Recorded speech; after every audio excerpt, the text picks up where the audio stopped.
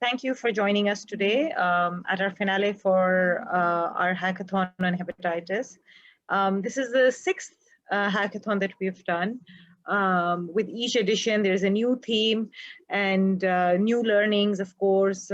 These are a great way to pave way for, innovative ideas for different pressing issues that we are facing in our economy these days, right?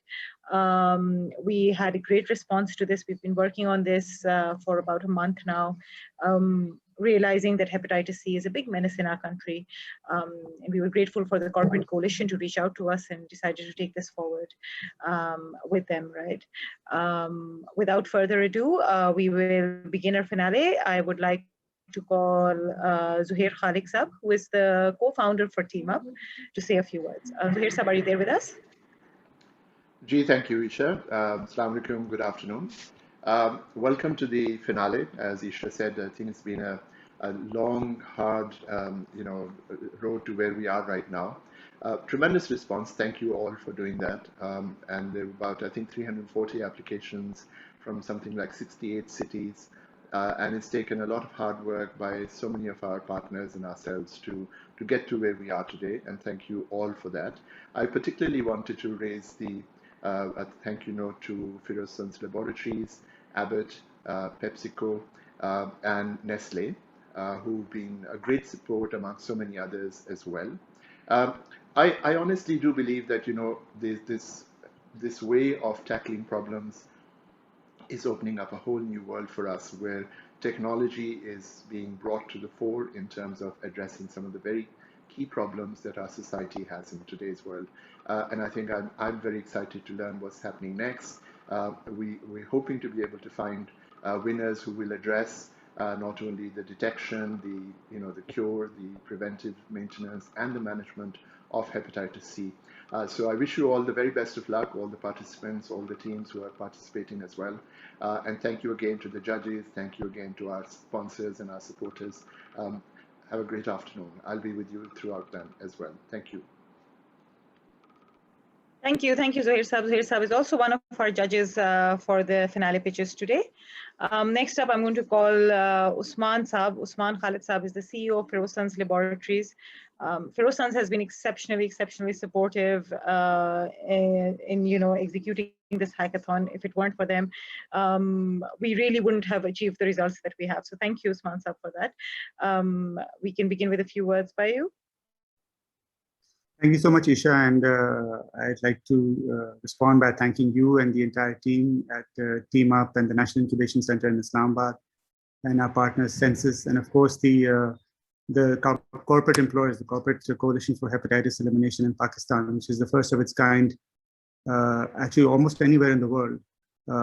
It's a group of almost 18 companies that between them employ close to 200,000 Pakistani citizens, and of course that by extension support their families as well, that have committed to the cause of hepatitis elimination in Pakistan. And some of our members are today's most important sponsors as well, Abbott, Nestle, Pepsi. And for us, it's been a journey at Feroz Sons since 2003. We've really seen the space for hepatitis diagnosis and treatment evolve. And so many amazing innovations have taken place that now, from a disease that was once called Kala Yarkan, or the Black Death, it is now a disease that is curable within a 12-week course of treatment with up to 97% cure rates. So it's literally a disease that we can eliminate in this country. And despite all this good news, the number of hepatitis C positive patients in Pakistan, unfortunately, have gone from 9 million a decade ago to over 11 million today. So we continue to add more patients in the pool because of a lack of awareness, education, prevention strategies. And of course, the people who have hepatitis C, more than 80%, unfortunately, don't know that they have it.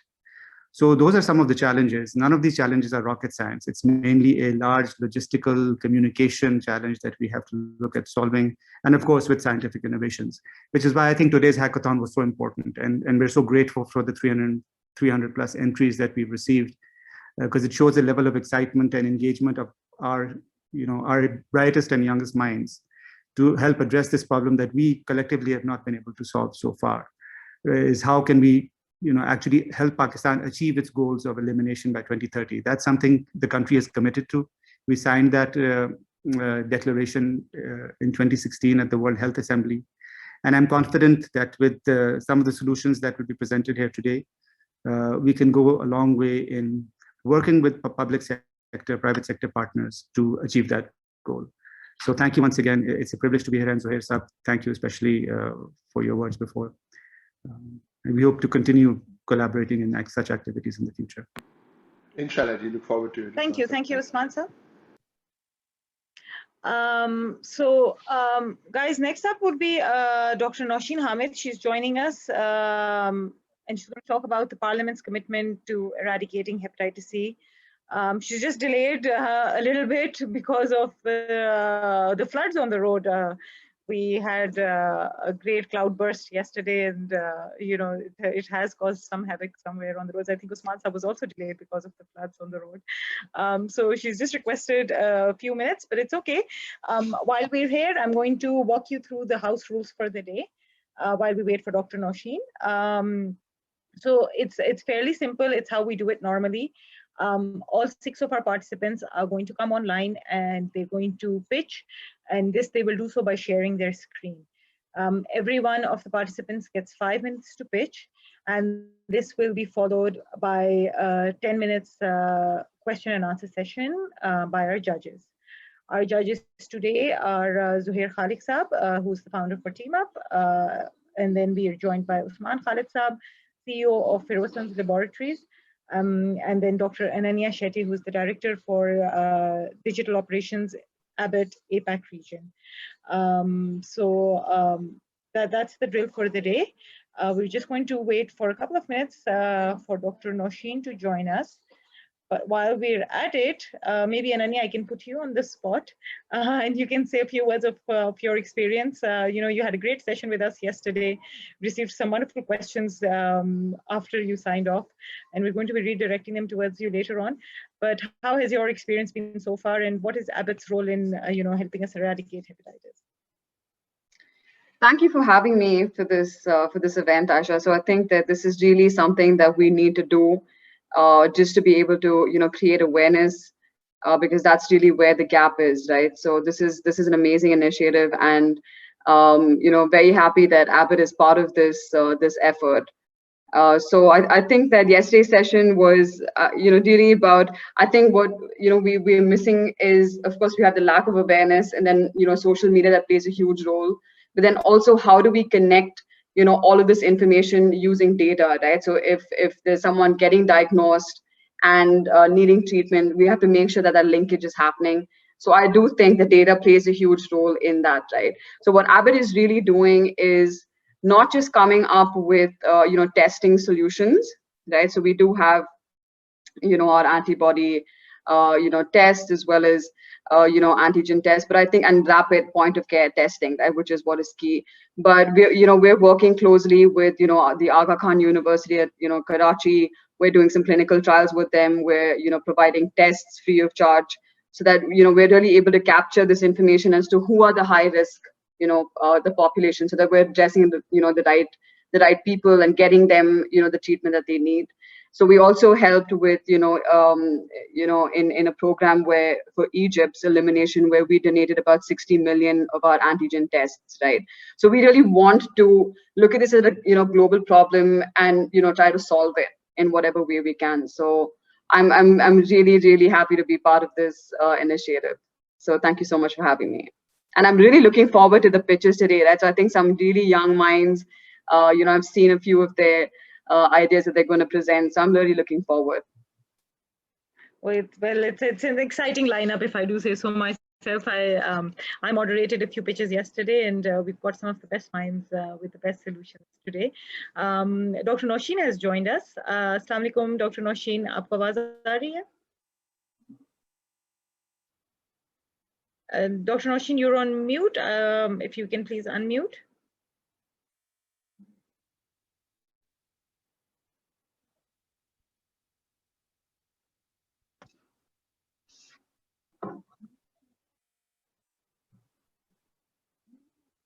Dr. Nosheen, can you hear me?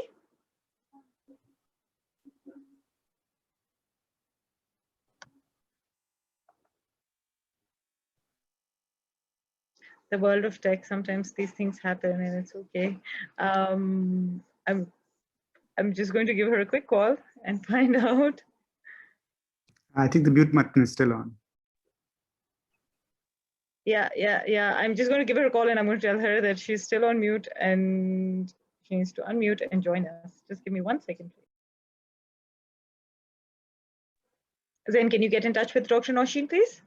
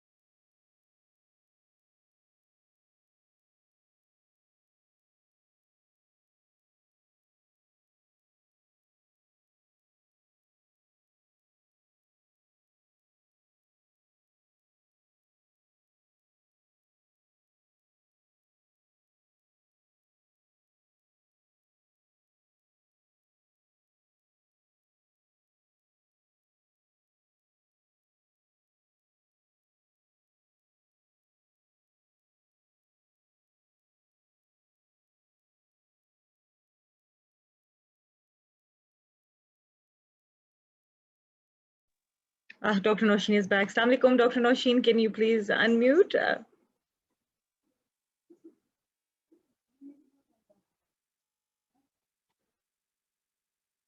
Let me help you with that. Just 1 second. Shariar, can we unmute Dr. Nosheen? Acha, ho gaya. Perfect. Assalamu alaikum, Dr. Nosheen. Thank you for joining us today. I know that it has been a crazy morning for all of us with the rains and the things on the road. But thank you very much for joining us. We would like to know, we've been working on this, eradicating hepatitis. We got about 350 applications from all across Pakistan, 68 cities to be specific, right?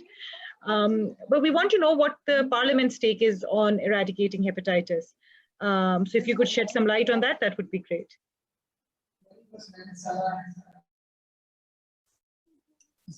Dr. Nosheen, आपको आवाज आ रही है?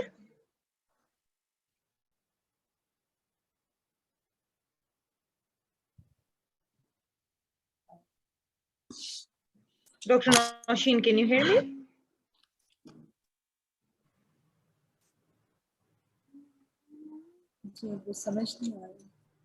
Can you hear me, please?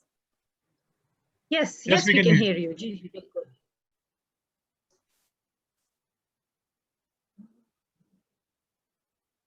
Yes, Dr. Nosheen, you can just speak. We can hear you and we can see you.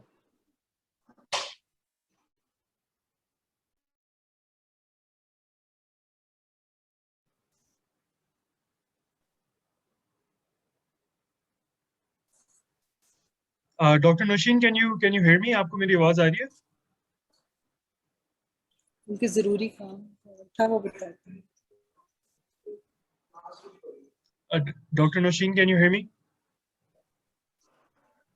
I don't think so. Let me call her secretary. I think she cannot hear us.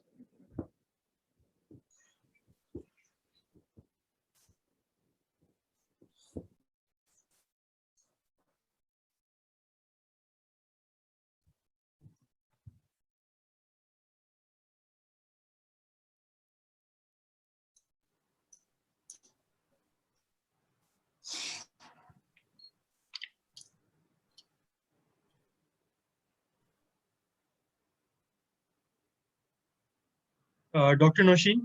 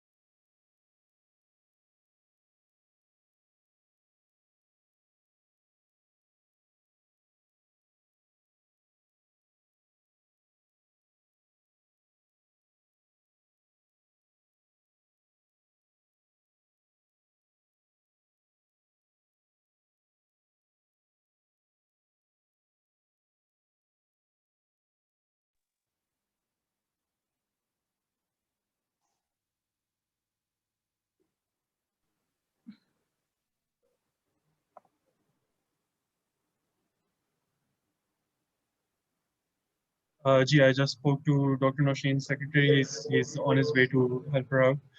I believe Dr. Nosheen. Can you hear me, please? जी आपका mute था जी. तो unmute करना पड़ेगा दोबारा. Okay. Good afternoon to everyone. Pakistan in 2020 has a national HCV prevalence rate of 6.94 %, affecting almost 15 million people nationwide. To curb this huge disease burden, Government of Pakistan is going to launch a Prime Minister's program for the elimination of HCV infection in the country. Since Egypt has reduced its national HCV prevalence drastically, therefore Pakistan would like to learn from the Egyptian experience to reduce the HCV disease burden. The Prime Minister's program will screen all the eligible population of the country for hepatitis C and will provide free testing and treatment to anti-HCV positive patients. The goal of the program is to eliminate by 2030 HCV infection from all provinces and territories of Pakistan. The program will be implemented in 2 phases, 5 years each. As per program, all the eligible population of the country aged 12 years and above will be screened, tested and treated for hepatitis C free of cost. Provinces, as shared to PM's HCV elimination program, have committed to design, organize and implement preventive programs, including the injection safety, infection control, safe blood transfusion and other programs in their provinces to focus on preventive interventions for the elimination of HCV. The program's PC1 has been developed in consultation with all the provinces and regions, and official letters of commitment have been obtained from Punjab, KPK, and Balochistan health departments. The PC1 was submitted to the Planning Commission for approval. In addition to the initiative of the PM program, Ministry of National Health Services Regulation and Coordination is implementing HCV micro-elimination projects among the urban slums of Islamabad Capital Territory with a catchment population of 50,000. Islamabad Police Force, and finally the National Highways and Motorway Police. In these micro-elimination projects, free hepatitis C screening, testing and treatment services have been provided to the above populations with more than 96% cure rates. A dedicated infectious diseases planning, development and monitoring unit has been established at the Ministry of National Health Services Regulation and Coordination under the leadership of DG, Ministry of Health, that is dedicated to provide technical assistance to all the national, provincial, regional hepatitis control programs for its elimination by 2030. The theme of this World Hepatitis Day is Hepatitis Can't Wait. And the above projects I have mentioned above show that we totally believe in this and strongly pledge to continue the strong political commitment towards the elimination of hepatitis C. Thank you very much. Thank you so much, Dr. Nosheen, and thank you for taking out time and doing this for us today. It was absolutely wonderful to host you, and we look forward to Parliament's initiatives for eradicating hepatitis. Thank you once again for joining us. We now move on to the exciting bit today, which is the pitches for the grand finale. The top 6 will now be pitching. I've explained the house rules. I'm going to introduce our moderator for the event. Shahryar, are you there? Yes, Isha, I'm here. Wonderful. This is our moderator today. We've introduced the judges. Shahryar, over to you. Good luck to all the participants, and may the best idea win. Just a quick one before we begin the pitches. We have cash prizes for our winners. Our first prize is for ₹500,000. Our second prize is 300,000, and our third prize is 200,000. We also have a special prize by Pirosans, which is the Pirosans Innovation Challenge, worth ₹100,000 to be given today. So at least 4 of you are walking away with cash prizes, not to mention, all the other opportunities of collaboration, partnership, integration, implementation by our partners. Over to you, Shahryar, and good luck to all the participants. Thank you, Isha. Thank you so much. Welcome to all the judges as well. It's been a very exciting event. We had about 340 plus applications, and today we're down to the top 6.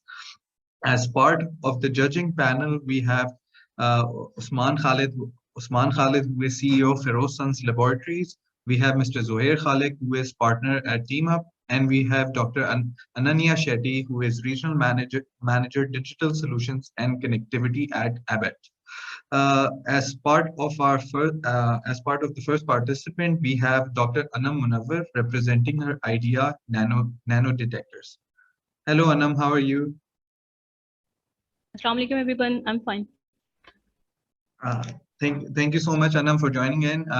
Kindly share your screen. I'll just brief you the house rules once again. You will get 5 minutes to pitch. After the 5 minutes are up, we will skim through the presentation if not completed, and we will have a 15 minutes Q&A session. I would request all the judges to use the raise hand function at the bottom if they have any questions from our participant.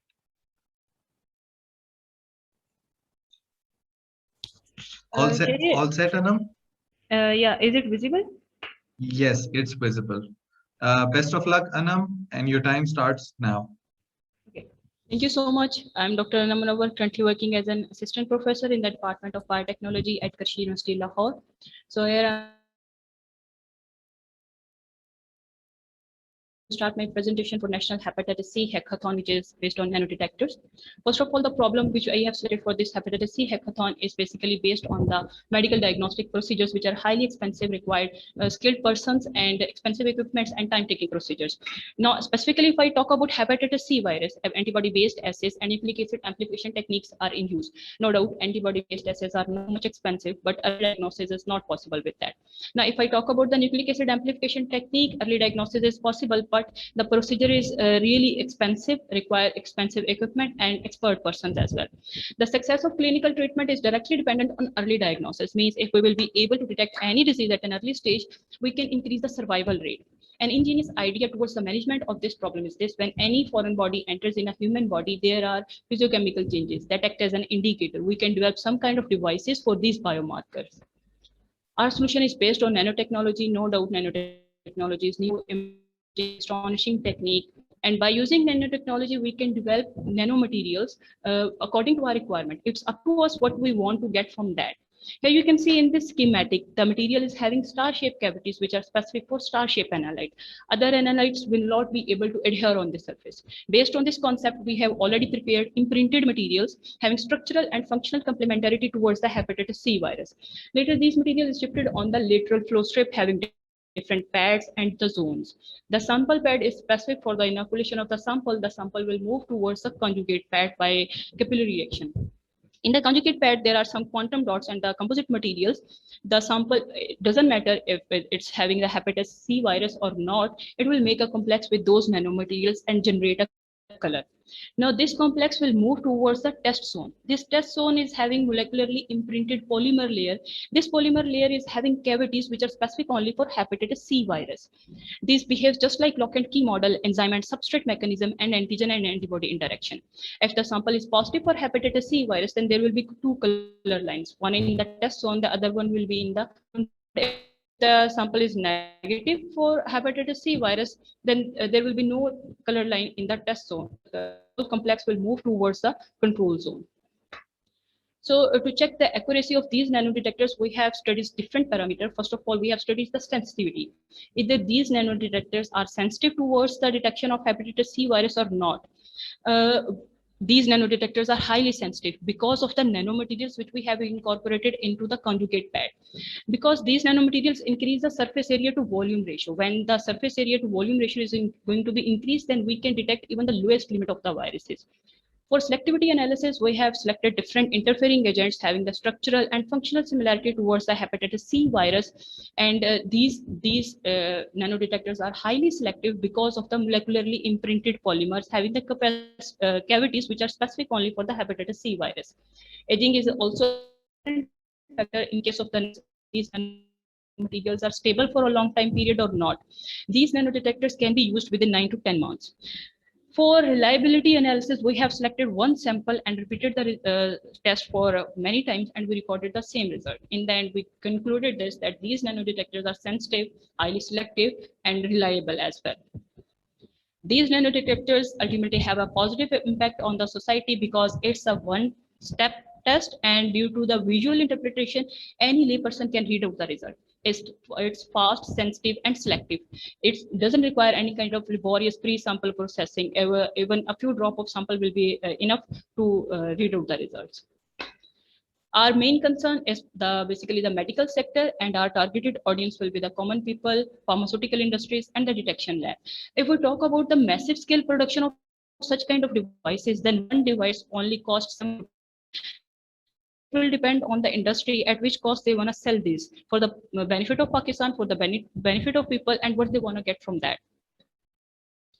If we compare these nanodetectors with other nucleic acid amplification techniques with respect to the limit of detection, sensitivity, selectivity, and cost, nucleic acid based techniques, amplification techniques, basically cost ranging from 3,000 to 7,000, which is too much. And these nanodetectors will cost only 10 rupees, having the highest sensitivity and selectivity as well. We are working in collaboration with different research institutes and the universities. Right now at National Institute for Biotechnology and Genetic Engineering, we are having all the facilities of fabrication and characterization of nanomaterials where we have prepared these nanomaterials. And at Karshi University, we are working on the lateral flow strip. Here we are having a green medicine department and the marketing department linked with the Karshi industries as well. We are planning to bring this device into the market to that platform. So these are our collaborators within the Pakistan and outside the Pakistan, basically working on the fabrication and characterization of nanomaterials and their application in the area of sensing. Thank you so much.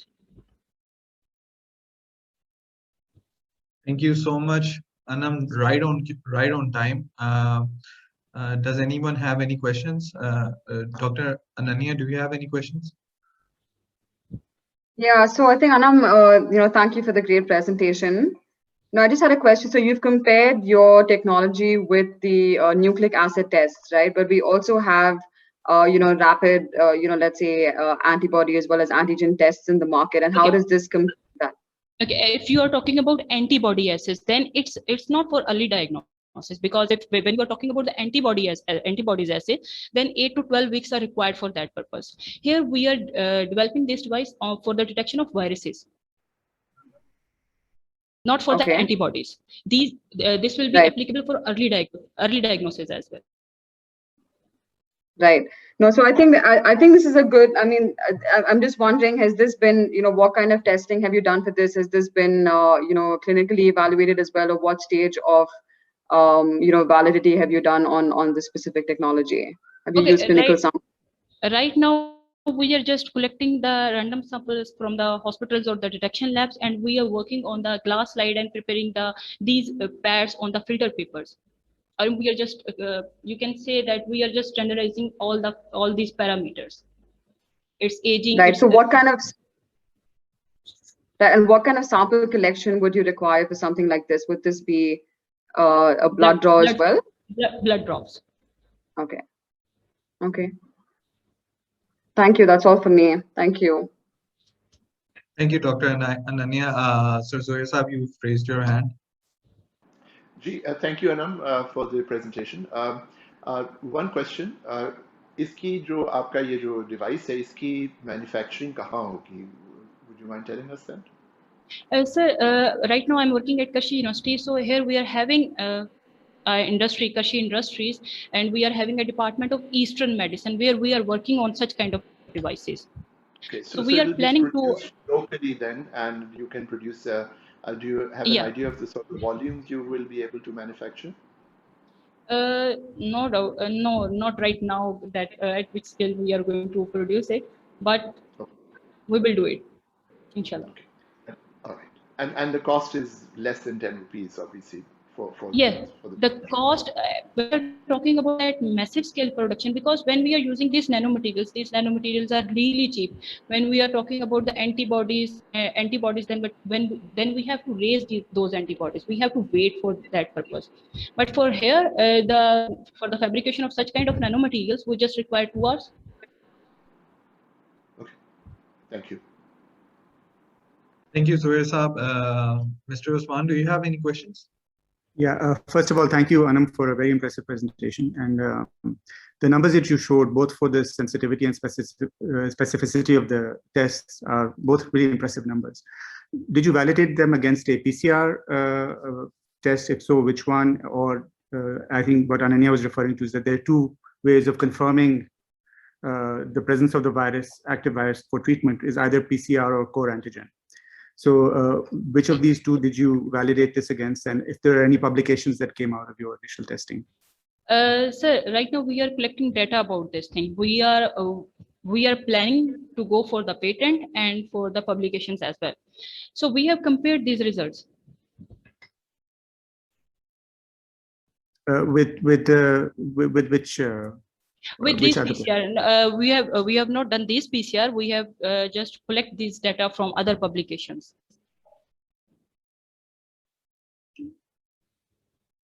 We have just collected data about these nanodetectors, and we compared it already reported results for these nucleic acid amplification techniques. Okay. Thank you. Thank you so much. Thank you so much, Anam, for a wonderful pitch. Hopefully, we'll be announcing the results by the end of the session. So, wish you the best of luck. I would request all the judges if they can complete the scoring for nanodetectors. Till then, we will invite our next participant, which is Dr. Aftab Ahmed, who is representing his idea known as Screen Pakistan. Do we have Dr. Aftab in the panelist?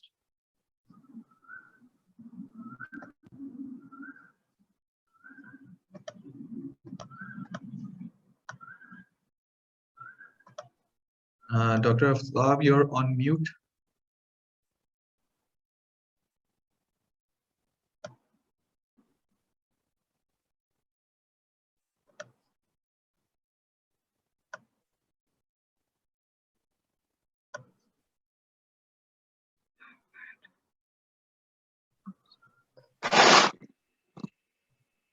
Assalamu alaikum, Dr. Aftab. How are you?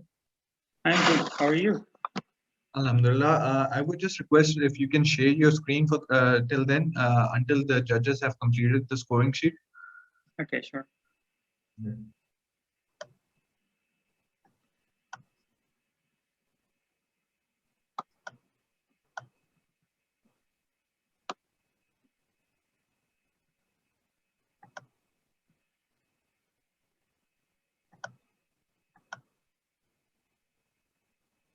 House rules for the day, Dr. Aftab, you will get 5 minutes to pitch. After 5 minutes, we will have a 15 minutes Q&A session with our judges. Right. We'll just wait for a few more seconds until the judges have completed the scoring sheet. Okay. Sure.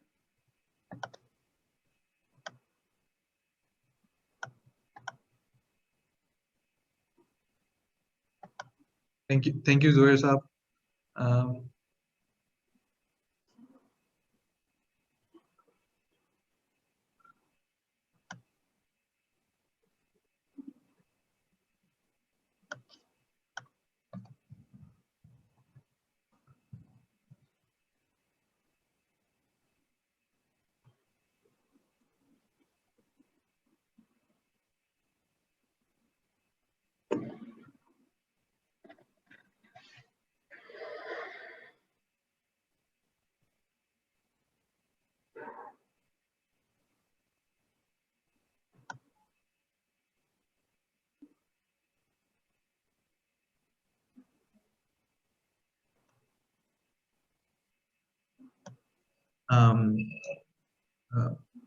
Dr. Ananya, are you done with the scoring sheet? And Usman? Yeah, I've sent it.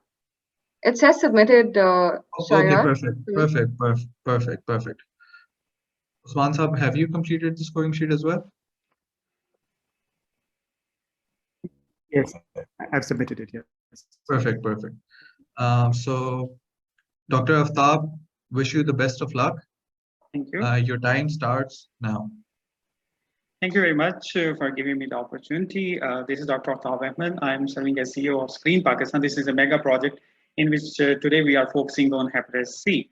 So myself, I have done my graduation in microbiology and molecular genetics from Punjab University, then MPhil and PhD in stem cell biology. And my postdoc is in tissue engineering from Japan. So I had the opportunity to work in different laboratories of US, in Europe, and also in Japan. So during my university age, actually some of my family relatives, they were suffered from hepatitis C and they died. So like I got the interest to work in this area. And my initial BS project was on development of hepatitis B vaccine. Later on, I published a book on hepatitis C, and that was published through Urdu Science Board. I also wrote a book on hepatitis C, and that was published through National Academy of Young Scientists, also published a book in Urdu. In addition, I have wrote several articles. They are around 10. They are published in peer-reviewed journals, and they were all related to hepatitis, just like viral hepatitis in Pakistan, challenges and priorities. So what is a challenge? As we know that Pakistan has the second largest population of hepatitis C. The prevalence is 4.8%. That is around 10 million people are suffering in Pakistan from hepatitis C. And we don't have a national data about hepatitis C because the last survey, national survey, was done by PHRC in 2007 and 8. So we don't know exactly the real data and real prevalence of hepatitis C in Pakistan. So there is a need of massive screening, and this model is being done in Egypt. This is how they have eradicated. They have done massive screening, and on the other side, they have done the treatment. According to two famous studies by Lame and Chetwal, they mentioned that Pakistan should do from 15 to 25 million tests annually in Pakistan to eradicate the hepatitis from the country, and they should do the massive testing. So what's actually the traditional methodology for screening is you have to get the blood and you have to centrifuge it, and then you run on a case. So that's normally being done. In this case, you have to go to a dedicated laboratory, and for it takes the whole day to get the results, and it's quite expensive in Pakistan. Like if you compare the prices from 500 to 1,000 rupees. What we have done, we have made a RAT-C device that is a paper-based device. In this case, you need a very small quantity of blood, just a finger prick you can do with the lancet. And afterwards, you can get the blood, drop of blood. And afterwards, from this drop of blood, it moves to the other side. And just like on this strip, it moves on the other side. And this is how you can do the testing. So in this case, it's just take 10 minutes to do the hepatitis C screening. So this is low volume, portable, low cost, rapid, it's environmental friendly approach. It's sensitive, simple, multi-analysis you can do, like you can run the test simultaneously for hepatitis B, you can run for HIV on the same strip. So as I have shown one strip on the other side, and you can see also the printed strip. So this is how we can also do that. And it's quite scalable. How is scalable is on the next slide. So on the laptop, we design the pattern on the laptop, then we have to print with the VAX printer. This is not a simple printer. We have to do the printing on the VAX printer, then we melt it so the VAX go, and we have the hydrophilic and hydrophobic surfaces.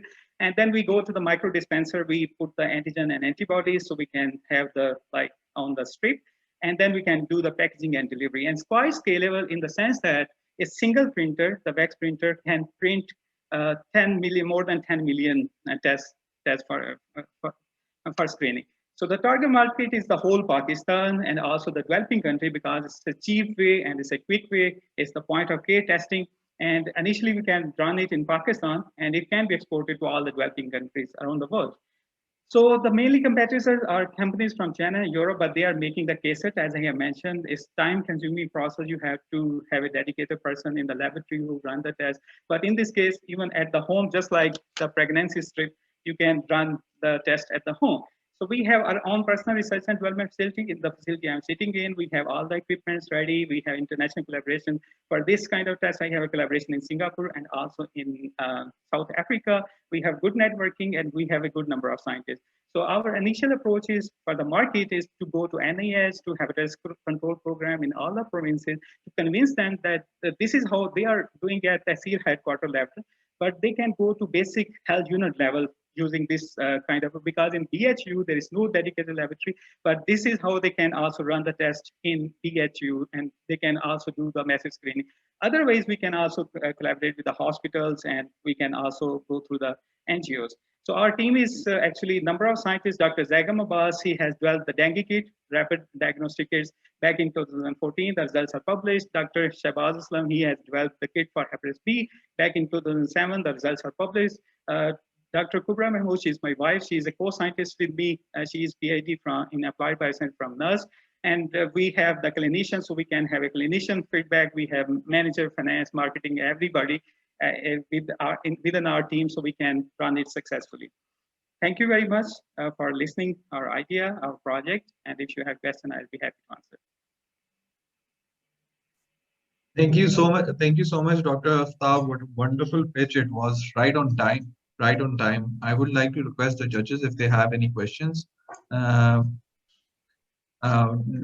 Osman, do you have any questions for Dr. Aftab? I think Ananya has one. I just saw Ananya. Please go ahead. No, so Dr. Aftab, what would be the limit of detection for your test, right? When you say a very small quantity of blood is required, what would be the limit of detection compared to what's in the market today? Actually, in this case, you just need 20 to 25 microliter of blood. So we have run the trials on our kits, and it's as sensitive as the KSET is. Only is on the small scale as compared to the whole KSET that is being developed in the laboratory. So, and it's as sensitive, like the sensitivity for the KSET is around 98%, and it's as sensitive as per our initial trials. So you've compared this to what have you compared your test sensitivity to? Is this to the KSETs, not with ELISA, because we are at the initial stages. We have started this project like 6 months ago. And before this, we were mainly working on the rapid diagnostic KSET-based tests. As I mentioned, that we have the publications from our team as well. So we were mainly working on that. But like, as WHO has said, that we should go for assured criteria, you know, what is it's affordable, it's sensitive, it's specific, it's user-friendly, it's off the equipment, so there shouldn't be any equipment involved, it should be robust, and it should be like affordable for anybody. So we have, for that criteria, we have we thought that Pakistan is a country with over 200 million population, so if we have to do the mass screening like for 15 million or 25 million people, we should go for some test that should be like equally sensitive, and it should be done like you can do at home. So that's why we have started this project, so we can do the massive screening in Pakistan. And like I'm based in a research center and also based in a science and technology park. So we have all the advantages, like we have the marketing team, we have IP protection and everything in hand in our center, so we can like quickly move to the next step. Yeah, so I also like the idea that you can detect both. You said HCV as well as HBV, right? On your have you seen? I mean, in the samples that you've tested, is this equally sensitive to pick up both HCV and HBV? Like you can see co-infections. Yes, that's our actually next target. Initially, we just got the antigen antibodies for HCV. Our next target is to go for HBV because that's also just almost equal population in Pakistan is suffering from hepatitis B, so there is also need of massive screening for that. In addition, we don't have the data for HIV, so we might have a good number of HIV cases. So for that, we have gone for this actually device. So in this case, we can label it with the antigens and with the antibodies for HPV and HIV. And the single, like this test, the single paper can have 40 tests on it. And this single, like from a drop of blood, you can also detect HPV and HIV as well. Thanks. So my question was, yes, doctor. Sorry. Yes, Mr. Osman. My question was, Dr. I'm sorry, my connection was a bit unstable, so I may have missed it. So essentially what you're proposing is a screening solution. It would still require a confirmatory step after this before anybody is put on treatment. Yes, actually, yes. This is actually, yes, the screening solution. And so we can do the massive screening in Pakistan.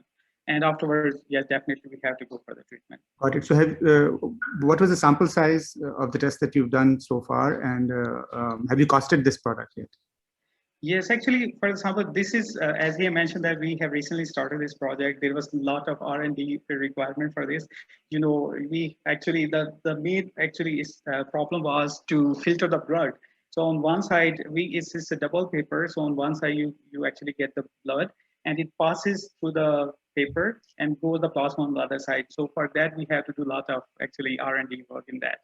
And then we have to do the conjugation and coating and everything. So for that, actually, we had, as we have started for the last 6 months, and that's why we haven't done necessarily just a few testing, some just like I have done for here, one simple test.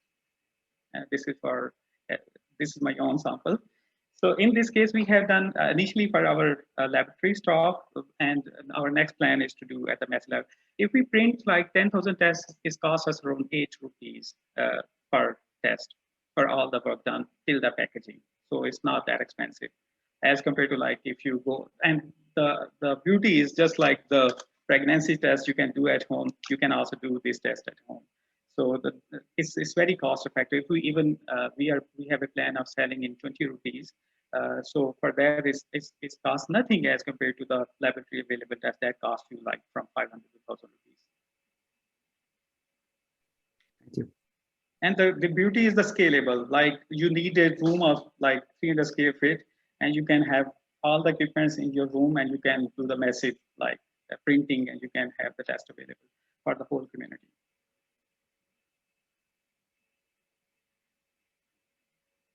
Thank you, Aftab. Zohair Saab, do you have any questions? Ji, thank you, Dr. Aftab. Thank you for the very good presentation. My question is, once you've done it, the manufacturing of this, what is your plan to actually put it into the market? Are you going to go directly to the customers, the patients, or are you going to go through the medical services?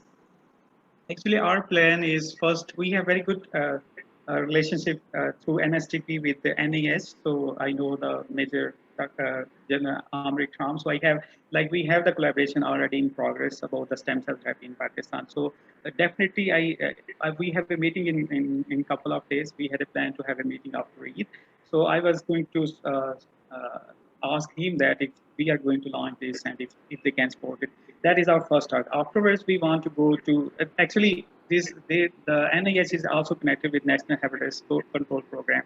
So they can also suggest the National Hepatitis Control, if like everything is working fine, then they can also suggest to them that they can proceed with these diagnostic services. And as I mentioned, they can even go to the BHU level and they can do the massive screening. If the things are not working at this end, like if we couldn't convince them, then definitely we want to go, we can provide the services to our website, to the hospital. Like this is the point of care. If some emergency situation is there, like if somebody is coming, is unconscious, and they have to do the test before. So in that case, just they can prick the finger and they can have a drop of blood, and in 10 minutes they know that the person is now suffering from C, B, or HIV, and they can proceed for the treatment. So the next target is like if the first two plan is not working, then plan C is to go to the hospitals and NGOs like Al Khidmat Foundation or maybe some other organization which have the massive presence in the country. Lovely. Thank you so much. You're right. Thank you so much, Zohair Saab. Thank you so much, Dr. Aftab, for a wonderful pitch as well. We will be shortly announcing the results by the end of the session. So wish you the best of luck. Thank you so much. It's a pleasure to be here and talking to such a esteemed panel. Pleasure here as well. Next up, we have our next participant. Sorry, Shahriyar, if I can just interrupt. What is the name of the startup in the list? I'm not seeing that Dr. Aftab's name there. It is Screen Pakistan. Screen Pakistan. Thank you.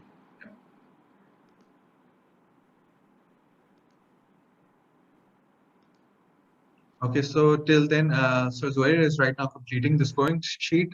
Till then, we welcome our next participant, which is Mohammed Waqas, who is representing HFP. Do I have Mohammed Waqas over here? Yes, he is here. Yes, I am here.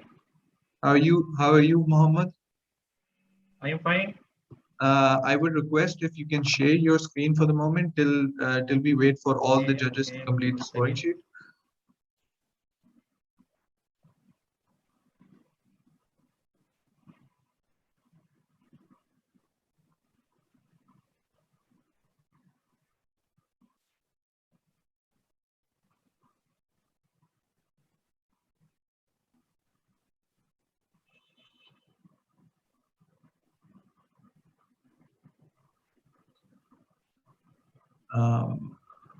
Mohammed Waqas, I'll brief you the house rules for the day.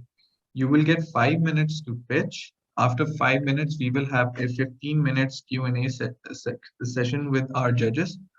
Part of the judging panel for today, we have Zohair Khalik, who is a partner at Team Up.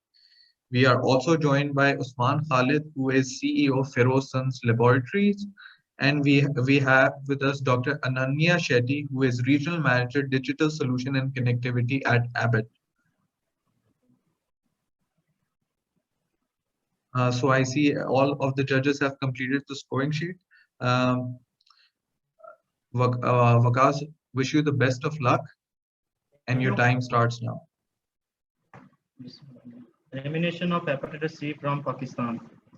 इस M को achieve करने के लिए हमारे पास काफ़ी ज़्यादा challenges और problems हैं, जैसे पेशेंट को अवेयरनेस नहीं कि कैसे ट्रांसमिट हो रहा है डिजीज़, पेशेंट टेस्ट कर सकते हैं, ट्रीटमेंट कर सकते हैं, ट्रीटमेंट एक्सेस जो कि हमारा की रोल है इस प्रोजेक्ट का।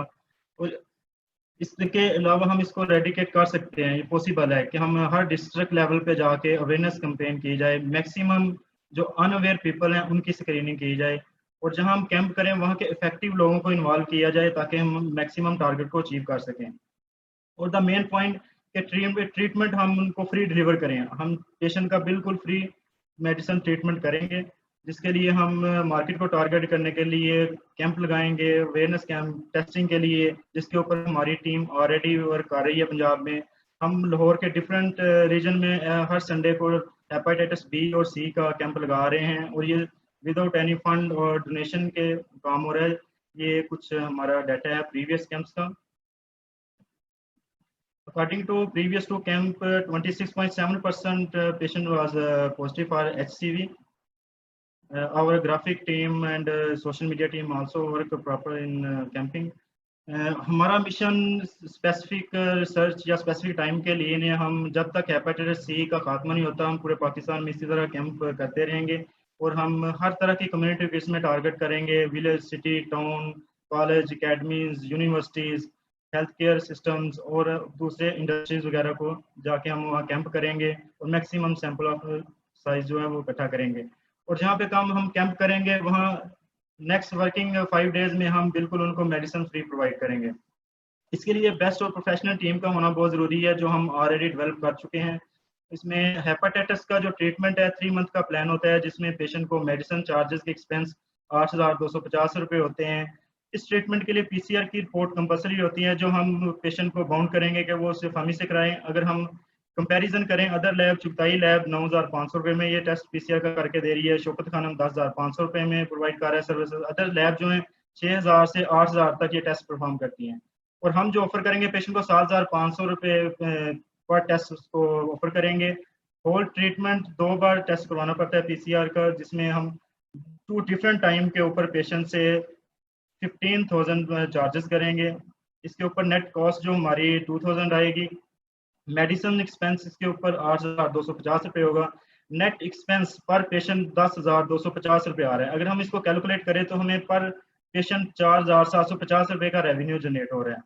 अगर हम इसी प्लान को 1 माह तक ले जाएं तो 1 मंथ में हम 5 कैंप कर सकते हैं, जिसमें 500 बंदों की स्क्रीनिंग हो सकती है, जिसमें according to previous record 100 patient positive आने चाहिए। अगर हम 100 नहीं 80 को भी कंसीडर करते हैं तो 80 में से भी 50 बंदे तो हमसे जो ना ट्रीटमेंट करवाना चाहेंगे, जिसका रेवेन्यू 2,37,500 रुपया पर मंथ जनरेट होगा। अगर हम अपने कैंप के और स्टाफ के एक्सपेंस निकाल के मैक्सिमम 1 लाख तक ले जाएं तो फिर भी हमारे पास प्रॉफिट 1,37,500 रुपये जनरेट हो रही है। एट द एंड रिजल्ट इस प्रोजेक्ट में फार्मास्यूटिकल कंपनीज ग्रो करेंगी, बिजनेस ग्रो करेगा कि मैक्सिमम जो मेडिसिन है वो सेल होगी, लैब का रेवेन्यू जनरेट होगा, मैक्सिमम टेस्ट होंगे, एट द एंड पेशेंट का फ्री ट्रीटमेंट होगा। इसमें पेशेंट पे पीसीआर की रिपोर्ट करवानी है ट्रीटमेंट से स्टार्ट करने से पहले, वो हमसे करवाएगा। इसका ट्रीटमेंट हम उसको एट उसके होम के हम ना उसको ट्रीटमेंट करेंगे, उसकी मेडिसिन पहुँचाएंगे। और हेपेटाइटिस सी का खात्मा होगा पाकिस्तान से एट द एंड। इसके लिए एक प्रॉपर टीम का होना बहुत ज़रूरी है, जो हमने डेवलप की हुई है। इसमें कंसल्टेंट भी हैं, हेपेटाइटिस से रिलेटेड डॉक्टर्स का पैनल है, जिनसे मशवरे के बाद हमारी ये वर्किंग टीम है जो हर कैंप में वर्क करती है, उसको ऑर्गेनाइज करती है कैंप को। उसके सारा मैनेज सॉफ्टवेयर में हमारी रिपोर्ट सारी अपलोड होती हैं, पेशेंट घर बैठे डाउनलोड कर सकते हैं, रिपोर्ट ले सकते हैं। उसके अलावा डाटा स्टोर होता है, हम 1 माह तक पेशेंट का सैंपल सेव रखते हैं रीचेक करने के लिए, अदर सर्विस के लिए कोई कंप्लेन वगैरह हो तो। Thank you. Thank you so much, Waqas. That was done within the. We still have 30 more seconds left. but brilliant. I would like to request the judges, if they have any questions, they can use the raise hand function. Zuhair Saab, do you have any questions? Neji, I'll let some of the other judges do this. Okay, okay. Osman Saab, I see you have used the raise hand function. Please. Thank you, Waqas Saab. I think that's clear. So from what I understand, what you're proposing is that the cost of the treatment you'll absorb and the cost that you're charging for the PCR tests, the two PCR tests. PCR के लिए आप मरीज को charge करेंगे, and then you will. The advantage that you bring is कि आप उनको घर पे treatment दे रहे होंगे through your network of volunteers, etc. So इसको अगर आप जी जहाँ से भी पेशेंट ट्रीटमेंट कराएगा उसको पीसीआर रिपोर्ट लाजमी रिक्वायर्ड है, उसने उसकी पेमेंट करनी है किसी ना किसी के लैब को। हम उसको प्रेफर करेंगे कि वो हमें पे करे पीसीआर का, हम पीसीआर करेंगे और उसके वही चार्जेस हम मेडिसिन में कवर करेंगे। अभी आपने सुना होगा दी पार्लियामेंट्री सेक्रेटरी फॉर हेल्थ उन्होंने अनाउंस किया कि गवर्नमेंट ने एक नेशनल प्रोग्राम लॉन्च करने जा रही है जिसमें अक्रॉस पाकिस्तान पूरी पॉपुलेशन को screen diagnose and then treat किया जाएगा। So in the presence of that program, inshallah, if it becomes a reality, where do you see your business plan? Actually, आपको याद होगा कि PKLI डेवलप हुआ था, हेपेटाइटिस किडनी ट्रांसप्लांट, उसके बावजूद भी हेपेटाइटिस की रेशो काफ़ी इंक्रीज की है। उसकी रीज़न है कि गवर्नमेंट सेक्टर में पेशेंट जाते हैं, 2 माह बाद पीसीआर की रिपोर्ट आएगी, उसके बाद ट्रीटमेंट स्टार्ट होगी, 2 माह ट्रीटमेंट स्टार्ट होगी, 3rd माह में मेडिसिन स्टार्ट हो गई है। पेशेंट जो है ना वो उधर जाके फिर वो ना सेटिस्फाई नहीं होता, इसलिए पेशेंट प्रेफर करता है कि अगर मैंने बाहर से टेस्ट करा के इतना वेस्ट करके कराना है तो बेहतर है कि मैं पे करके, ये टेस्ट के चार्जेस तो होने ही होने हैं। तो उसको घर बैठे टेस्ट भी घर बैठे हो रहे हैं, मेडिसिन भी घर बैठे पहुंच रही है, वो पेशेंट इजीली वो हमने 2 साल तकरीबन इससे सर्च की है। उसके बाद हमने ये जुलाई में प्रोग्राम लॉन्च किया है, हमारे कैंप हो रहे हैं, नेक्स्ट संडे भी है, हर संडे हम कैंप करते हैं डिफरेंट रीजन में, अभी लाहौर के डिफरेंट रीजन में कर रहे हैं, तो इंशाल्लाह पूरे पंजाब में लेके जाएंगे इनको। आपने अभी तक गवर्नमेंट ऑफ पंजाब के साथ तो पार्टनर नहीं किया, because they are also doing public private partnerships provincial programmes के जरिए। बिल्कुल बिल्कुल अभी तक नहीं किया। Thank you. Thank you, Usman Saab. Ananya, do you have any questions for Waqas? No, so I think, thank you, Waqas, for the presentation. My Hindi is not so good, so Shayar, if I ask the question in English, can you, would you be able to? Okay, I can understand.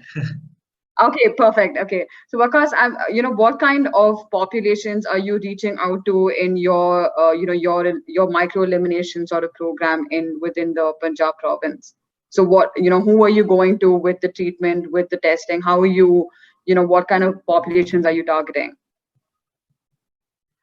Actually, our doctor panel first करता है इसको control, उसके ऊपर हम meeting करते हैं, जिसके बाद हम डिसाइड करते हैं कि किस पॉपुलेशन में हमने कैंप लगाना है। ठीक है, उस पॉपुलेशन को टारगेट किया जाता है, उसके ऊपर रेशो देखी जाती है, उसके बाद फिर हम उसको ट्रीटमेंट प्लान करते हैं कि हम कहाँ कैंप करेंगे, क्या रेशो होगी, कैसे वो डाटा एनालिसिस होगा। Okay, so I'm just trying to understand in the Punjab province, who are the most, which is the high-risk population that you have identified through your screening program? Yes, हमने अभी 2 camp किए हैं recent month में, उसके 147 patient register हुए थे, जिसमें से 47 will be positive. 47 was positive from 174. 26. So Waqas, I'm trying to understand who are these. I'm just trying to understand the profile of the population, right? So maybe Osman Saab or Waqas, if you can, or Shayar, if you can help me like rephrase that question in maybe Hindi so that Waqas can understand. I'm just trying to understand which is the high risk population identified. Let's say 147 was screened and percentage of that was positive. Just trying to understand who are these high risk individuals, right, within the Punjab province, so that we're reaching out to the right people. Waqas, आपने community based work अभी तक किया screening का, diagnosis treatment का, उसमें आपको कोई patterns ऐसे नजर आए कि कोई खास इलाके के लोग हैं या कोई उनकी खास प्रैक्टिसेस हैं that are exposing them to hepatitis C more than sort of the general population? Yeah. जी बिल्कुल, अभी हमने जो सर्च की है, हम सबसे पहले टारगेट ही उस एरिया को कर रहे हैं जहाँ वाटर सप्लाई बेहतर नहीं है।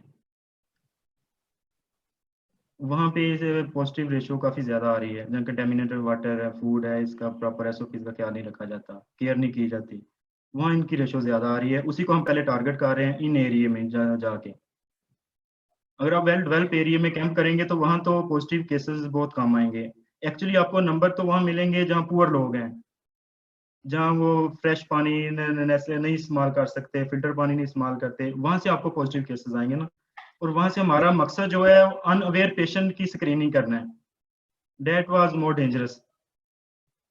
जो तो एसेंशियली अनअवेयर आप पेशेंट, इस्लाम इलाकों को टारगेट कर रहे हैं अभी तक। जी जी, हमारा मैक्सिमम टारगेट है कि जो अनअवेयर पीपल हैं उनको टारगेट किया जाए। Okay, और आपका जो ये database, software है, what kind of data are you capturing? Just positive, negative cases, number of people, or I'm just trying to understand what does your software do? The data entry software that you mentioned.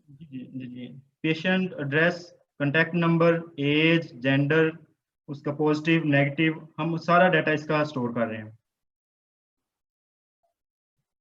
Okay, thank you, Waqas. Usman sir, do you have any more questions? You still have your hand raised. Okay, perfect. Thank you so much, Waqas, for a wonderful pitch. Wish you the best of luck. We will be announcing the results by the end of the session. So till then, stay tuned. Next up we Shahryar? have, yes. Sorry, Shahryar, is Waqas's name on this scorecard as Mohammad Almas Hajmi? No, Is it's that correct? HFP. Oh, HFP. Okay, thank Yes. you. You're welcome. Hepatitis Free Pakistan. And so next up, till the judges complete the scoring sheet, we will call upon our next participant, which is Sabah Awan. Sabah is representing her idea known as, sorry, Sabah, I don't know the name of your idea as well. MicroRNA therapy for COVID-19 for hepatitis C. Okay. Waqas, can you stop sharing your screen? Yes. Sabah, can you share your screen? Till then, we can discuss the house rules as well. Okay.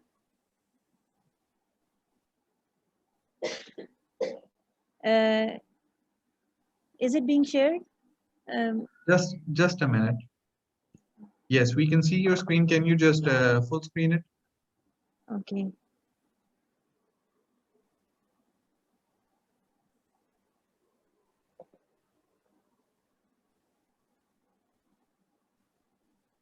It's taking time. No worries.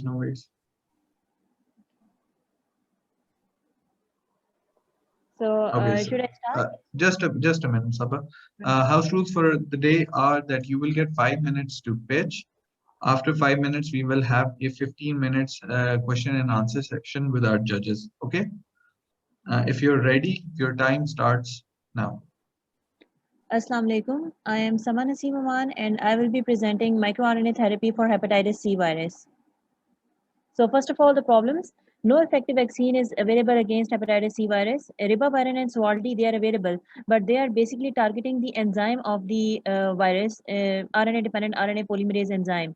And they are basically using the nucleotides which they are incorporating into the viral strand and inhibiting its replication. So there is a chance that the nucleotides they can get incorporated into the messenger RNA of the cells and can block the reading frame. Moreover, messenger RNA vaccines, they are also available, but they can cause antibody-dependent enhancement and cytotoxicity. So the solution, we are living in 21st century, we need new solutions. MicroRNAs are short non-coding RNA sequences of 22 to 24 nucleotides in length. MicroRNAs, basically, they will be designed such that they are complementary to the conserved sequence of the viral genome so that they bind to it and they degrade it. MicroRNAs, when they are complementary to a particular RNA sequence, they bind to it and they degrade it. So our strategy will propose solution will help in diagnosis in vitro. If the blood is taken, then carrying if the blood has the RNA sequences in it, then the microRNAs will bind to it, and this will help in diagnosis as well. In treatment, of course, it will be helpful in treating hepatitis C virus by directly targeting the virus and killing it. And in prevention, it can also be given as a vaccine to prevent any occurrence of hepatitis C virus. So what is the mechanism? Basically, microRNAs, they bind to the sequence and they cleave it in the ergonon2 proteins. They are available in our body, and dicer enzymes, whenever the dicer enzymes they recognize double stranded RNA in our body, they degrade it. So in this way, microRNAs, they are naturally present in our body as well. They are involved in gene silencing. So the microRNAs, they can be biocompatible with the body. So route of administration would be the intravenous route. Liposomes would be used. Liposomes are biocompatible and biodegradable. They are biocompatible with the body. They would be used to load the microRNAs into the body, into the circulation. And once they get into the circulation, they diffuse with the cells and they release the microRNA. Once inside the cells, the microRNA, when they encounter the viral RNA, they bind to it and they degrade it. So target market, it will hit the global market like none other medicine ever before. This therapy can increase the financial profit exponentially as compared to other medicinal profits. So competitor analysis, basically Sophos, Bouvir, Sovaldi, and Ribavirin, these are the two competitors which are the strong competitors which we are having. Sophos, Bouvir, and Sovaldi and Ribavirin, they basically target the nucleotide. They target the RNA-dependent RNA polymerase of the enzyme of the virus. So and they are the nucleotides which are analogous to the normal nucleotides, but their structure is such that they block the viral replication further. So they are targeting the enzyme of the virus. We are targeting the virus directly. So our strategy is more precise and more specific in case of killing the HCV virus. So research requirements would be vero cell lines infected with hepatitis C virus, microRNAs which are complementary to the conserved sequence of the hepatitis C virus, lipofectamine 2000 for synthesizing the liposomes, infectivity testing kit, lab accessories and miscellaneous. This total amounts to 2.5 million rupees, within which all the production cost and all the samples would be ready for initial testing phase. And NIH Biosafety Lab, since we are working, we would be working with hepatitis C virus, so BSL Lab 3 would be required. So they are available in NIH Biosafety Lab. So business plan, it would be to be discussed with the investor, and licensing in different countries, installation of equipment, etc. Media, social media, and general blogs, they would be a medium for creating awareness and define channels and for distribution and markets. The estimated profit would be the global, since the product is targeting the global market, hence the low profit margin will generate huge returns. So we will, for humanitarian welfare, we will keep low profit margins, and for shares, Government of Pakistan investor in my team. And team, I am currently I am a PhD researcher at NUST, and my brother Jawad Naseem Oman, he has done MBA in Human Resource Management. He would be my business partner. So thank you.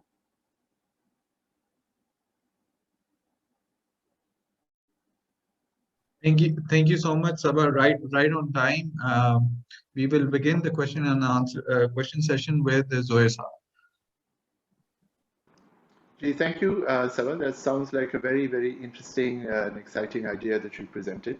A couple of questions. One, how much testing has gone on in terms of trying to prove the validity of this vaccine at this point in time? Testing has not been carried out right now. Till now, the practical work has not been done on this vaccine. But on plants, such type of testings have been carried out, and they have proved successful in killing the viruses and such type of things. So practical working on this project has not been started as of now. So we don't know yet what effect it might have in terms on a human being once the vaccine is administered. Yes, sir. We would not be knowing what effect it would be having on human body. That's why we would be initially testing it on cell lines, vero cell lines. So once it is tested on the cell lines and it is validated, then we would be testing it on humans. Okay. And you also mentioned about manufacturing. Now, how do you plan to do that? Is there a plan already in place to do that? Sir, since I I am not in collaboration with any pharmaceutical company and such that's why I have joined this platform to get in touch with any company, pharmaceutical company, so that I can I can carry out this project. Okay. All right. Thank you. Thank you, sir. Thank you so much, Zuhair Saab. Ananya, do you have any questions for Sabah?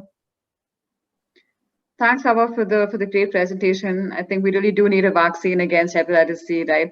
I think my question is an extension of what Zuhair Saab asked in terms of we don't know how specific this silencer mRNA is in the human body, so that it's not really toxic or not binding to something else that we don't want, right? So that in that sense, we haven't done any testing along those lines. So currently still in vitro studies, right?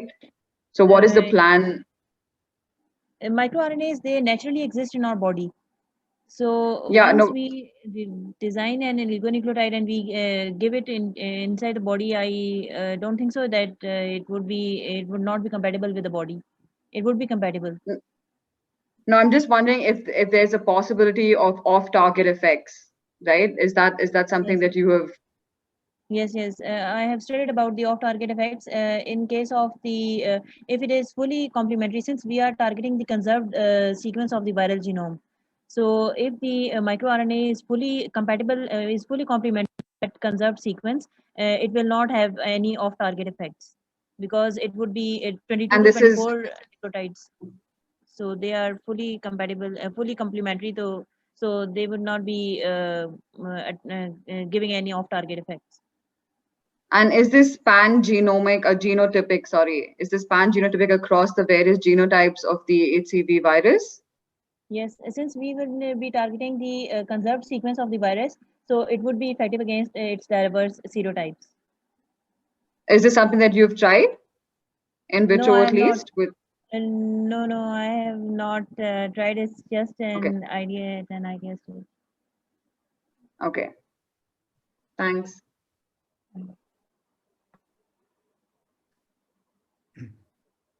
Sabah, I'd also like to congratulate you on an excellent presentation.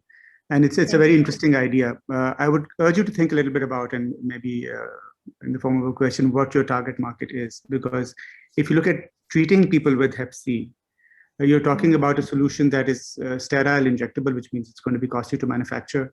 It requires a liposome carrier, which makes it more expensive as a result as well.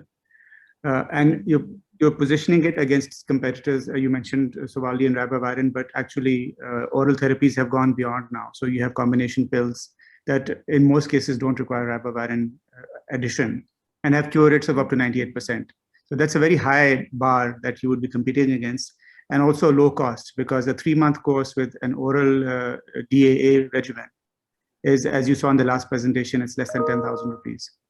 So perhaps it's the preventive side, the vaccination side, that you should really be targeting as you develop this idea further. Yes, sir. Because over there, there's a real need. That's a very obvious need that has been met by nobody yet. Yes, sir. Sir, it would be preventive. It would play its role in prevention as well as in treatment as well, sir. Liposomes, they are very small lipid molecules. So I don't think so that they would cost much. Once the equipment is installed, the rest would be easier to carry out, since microRNAs, they would not be very costly. So yes, sir. Yeah, but I agree with Osman Saab in that you have extremely effective oral medication, right? So it would be a difficult sort of to pit your product against something that already is very effective. So you might as well go for an unexplored territory, which is the vaccination. So I sort of also tend to agree with Osman Saab on that. Yes. What should I say on this? No, it's just giving you a recommendation, Thawa. So I think it's the application has varied sort of applications, right? It's across the entire care pathway. But I do think the sweet spot is, the vaccinations, because that's really something which has not been done at all. So you'd rather enter new space than compete with highly effective oral medications. So this would be an injectable, or your yeah, then you're also again sort of making the problem worse in that there'll be more injectables, more, again, exposure to unsafe, injection practices, etc. So you don't want to enter that space, right? So, but it's a great concept. I enjoyed the presentation. Yeah. Thank you. Thank you. Thank you so much, Sabah. I wish you the best of luck. Thank you. I would like to request all the judges if they can complete the scoring card for Sabah Aman. Till then, we will invite our next participant, which is Dr. Our next participant for the day is Almas Hashmi.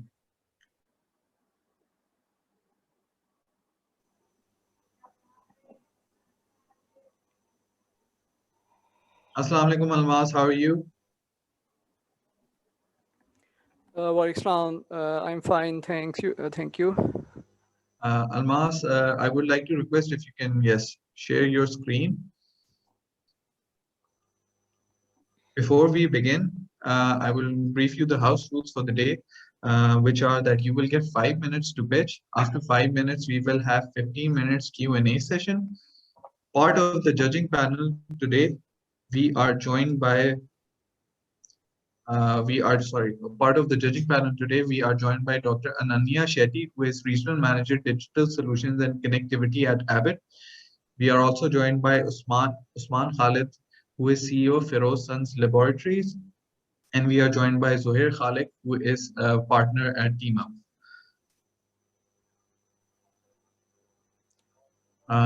Just give us a couple of minutes. We're just waiting for the score, for all the judges to fill in the score sheet.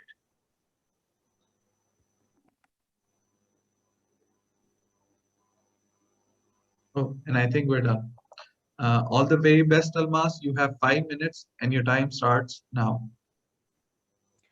Thank you very much. I'm Dr. Almas Hashmi. I am among the very few pediatric gastroenterologists of the country, currently working as an assistant professor in Foundation University Islamabad. So without going into too much details of the figures, just very briefly, we know that Hep C is an RNA virus, and humans are the only definitive host, and main route of transmission is parenteral.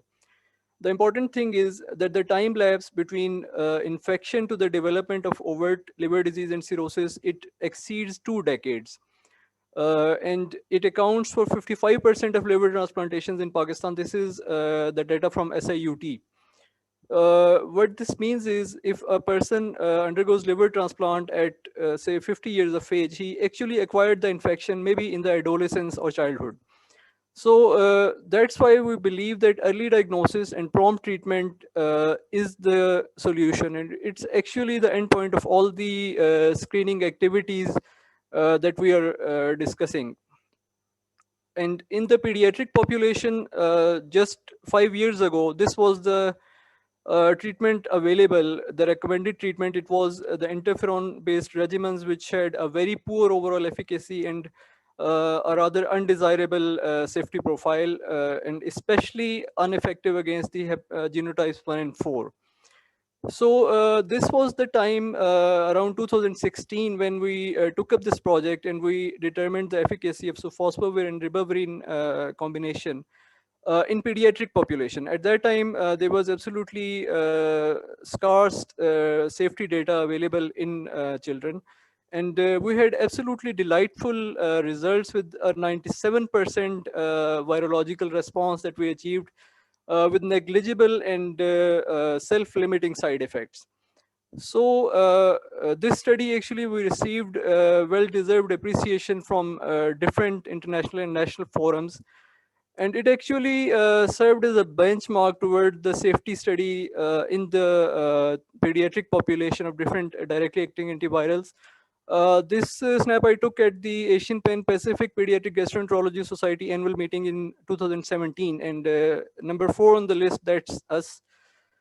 So it was only 5 years later after our study that the ASPAGAN, they recommended the use of directly acting antivirals in children, but only elder than 12 years of age. But actually, even after the study, we had our safety data.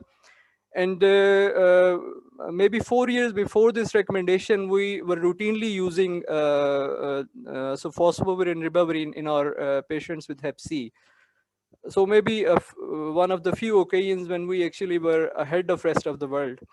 Later on, the current recommendations, now they routinely recommend these 2 combinations in adults as well as children elder than 3 years of age.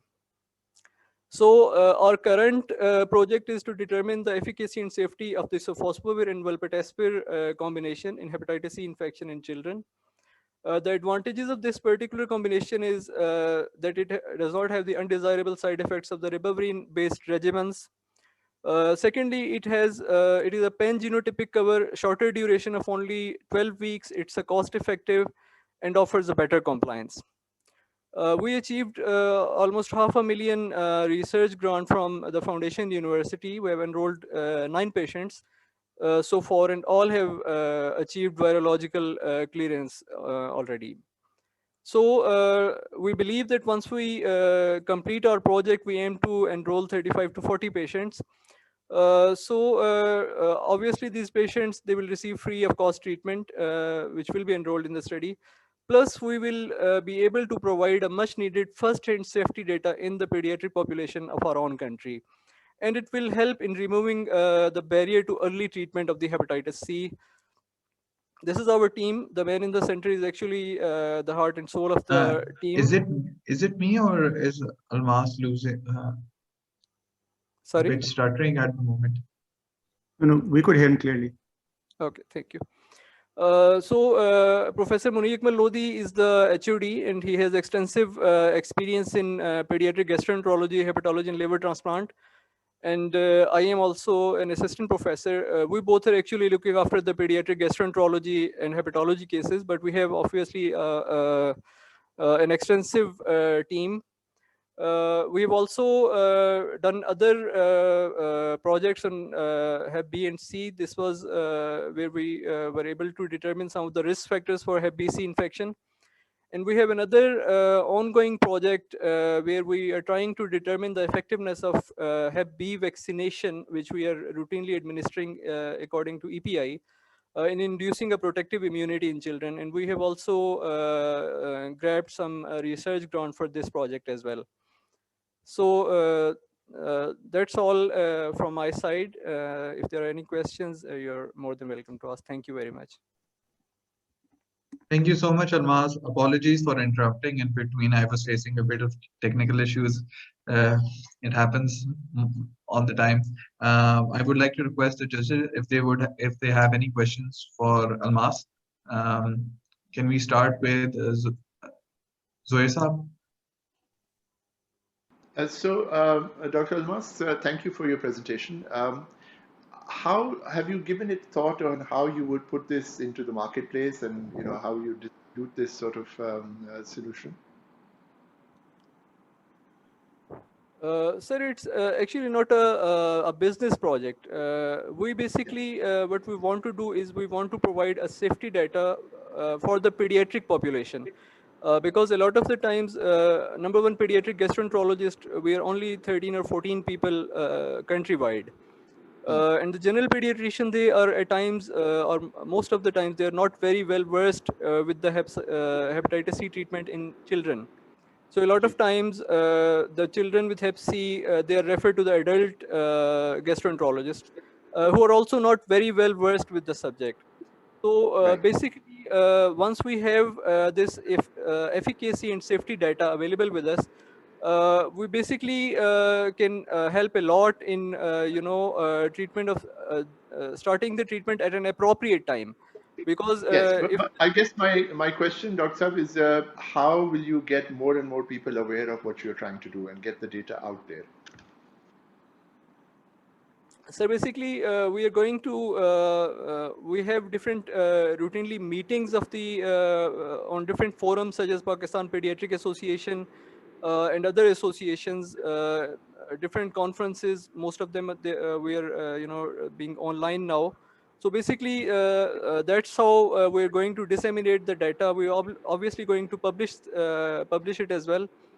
And we can also disseminate it using different social media. We have a radio channel of the Foundation University as well. We have a newsletter that we publish regularly. So basically, we will disseminate it using every possible means. Okay, thank you. Thank you, Zohair Saab. Ananya, do you have any questions? No, so I think this is much needed work, right? So thank you so much, Dr. Mohammed, for doing this important clinical trial, right? My question really is, since we're talking about pediatric population, how are you ensuring compliance, of taking this medication? Is this a directly observed therapy from the parent that needs to be done, or how are you ensuring compliance?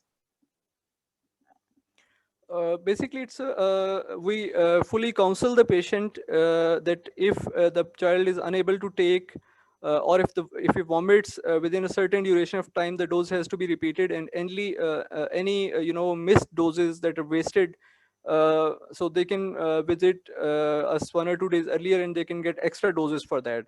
So because it's an oral treatment, it has to be administered daily, so it is administered by the parents at home. And in case if for some reason the child is unable to take, or if the child vomits after the intake, then we fully counsel them that they have to repeat the dose. And we check the compliance on every follow-up visit, that is every 4 weeks. Great, thank you, doctor. So the other question I had, is there a specific reason that you've chosen, the combination of drugs that you have for this study? Well, at the moment, this is basically there are 2 combinations that are being used and recommended by the different hepatology societies. The other one is actually not available with us. It's not freely available. This particular combination, it's freely available. Most of the national companies, they are manufacturing or marketing them. So that's why we have used this sofosbuvir and velpatasvir combination.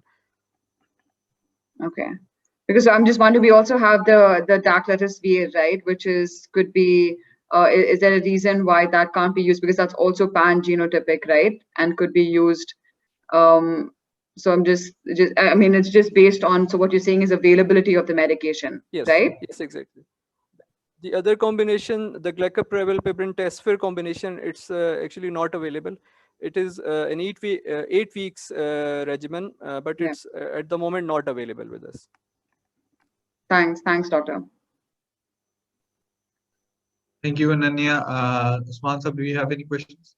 Okay, thank you, Dr. Saab, for your great presentation, and also for the work you've done previously, which you showed also the summary of the publication. I think that was done at a very important time, because at that time, pediatrics was completely ignored in terms of the hepatitis C treatment space.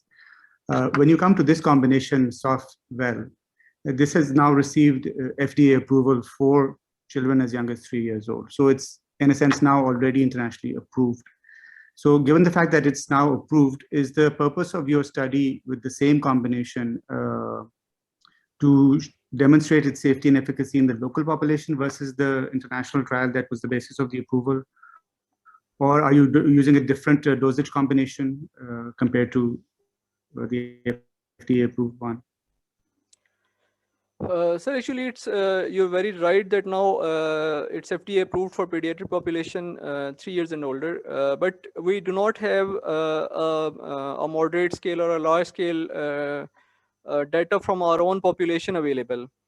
So this might be the reason that's of reluctance on parts of some of the pediatricians in a timely referral, because we have been seeing in our clinical setting patient being referred very late, patient coming very late. They people at times, they keep on telling them that in this particular age no treatment is available. So I think by demonstrating and disseminating the safety data in our own population, this will definitely be helpful. Yeah, but Ananya raised a very interesting point, because the declatosphere is also available. It's not been tested, so the data you would produce, if you choose to use that combination, would be highly original data that has not been tested yet, and it's a much cheaper combination. So if you're looking at a national elimination strategy, which this hackathon is kind of encouraging, then perhaps that's something you may want to consider, a lower cost option of 2 different antivirals, similar strategy as Softwell, but perhaps cheaper and maybe even equally effective or better. So we can definitely consider that. We have started this project already. It's on its way. But definitely, if we can get, some good inflow of the patients, we can definitely, and plus we get some funding for that, we can definitely test that as well. We definitely have the infrastructure, we have the team, and we can definitely consider that. Thank you. Thank you so much, Mohammed Almas. It was a wonderful pitch. We will be announcing the results soon. So until then, I will request you to wait as well. Best of luck. And we are now joined by our final participant for the day, which is Ayman Khan, representing her idea of slosh. Welcome, Ayman. Walaikum assalam. Hope you're doing well. Can you see my screen? Yes, we can. Ayman. Okay, let me. Yes. Just give us a couple of minutes till the judges have completed the scoring card for our last participant. Okay, that's completely fine. Till then, I will brief you about the house rules for the day, which are that you will be given 5 minutes to pitch. After 5 minutes, we will have a 15 minutes question and answer session. Part of the judging panel, we have Zohair Khalik, who is co-founder TeamUp. We are also joined by Usman Khalid, who is CEO of Feroz Sons Laboratories, and we are also joined by Dr. Ananya Shetty, who is Regional Manager Digital Solutions and Connectivity at Abbott. So we'll just give another 15, 20 seconds. Just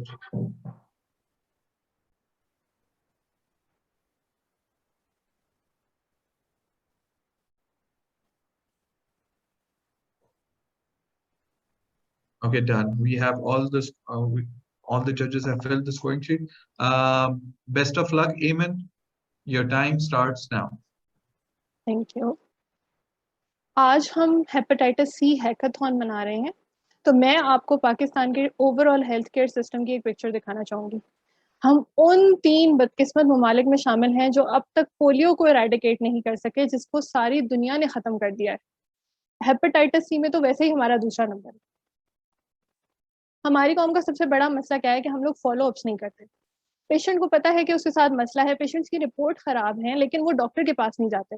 और तो और अगर doctor दवाई दे देता है तो दवाई लेने के बाद फॉलो अप नहीं करते कि पूरे तरीके से बीमारी क्योर हो गई है कि नहीं। इस मसले की एक बड़ी वजह ये भी है कि हमारे डॉक्टर के पास टाइम नहीं है कि वो बार बार पेशेंट को फॉलो अप खुद से कर सके, और पेशेंट फॉलो अप करना नहीं चाहता। सो स्लॉश कनेक्टिविटी का सोल्यूशन प्रपोज करा है। इस कनेक्टिविटी को एप्स और मोबाइल SMS के थ्रू यकीनी बनाया जाएगा।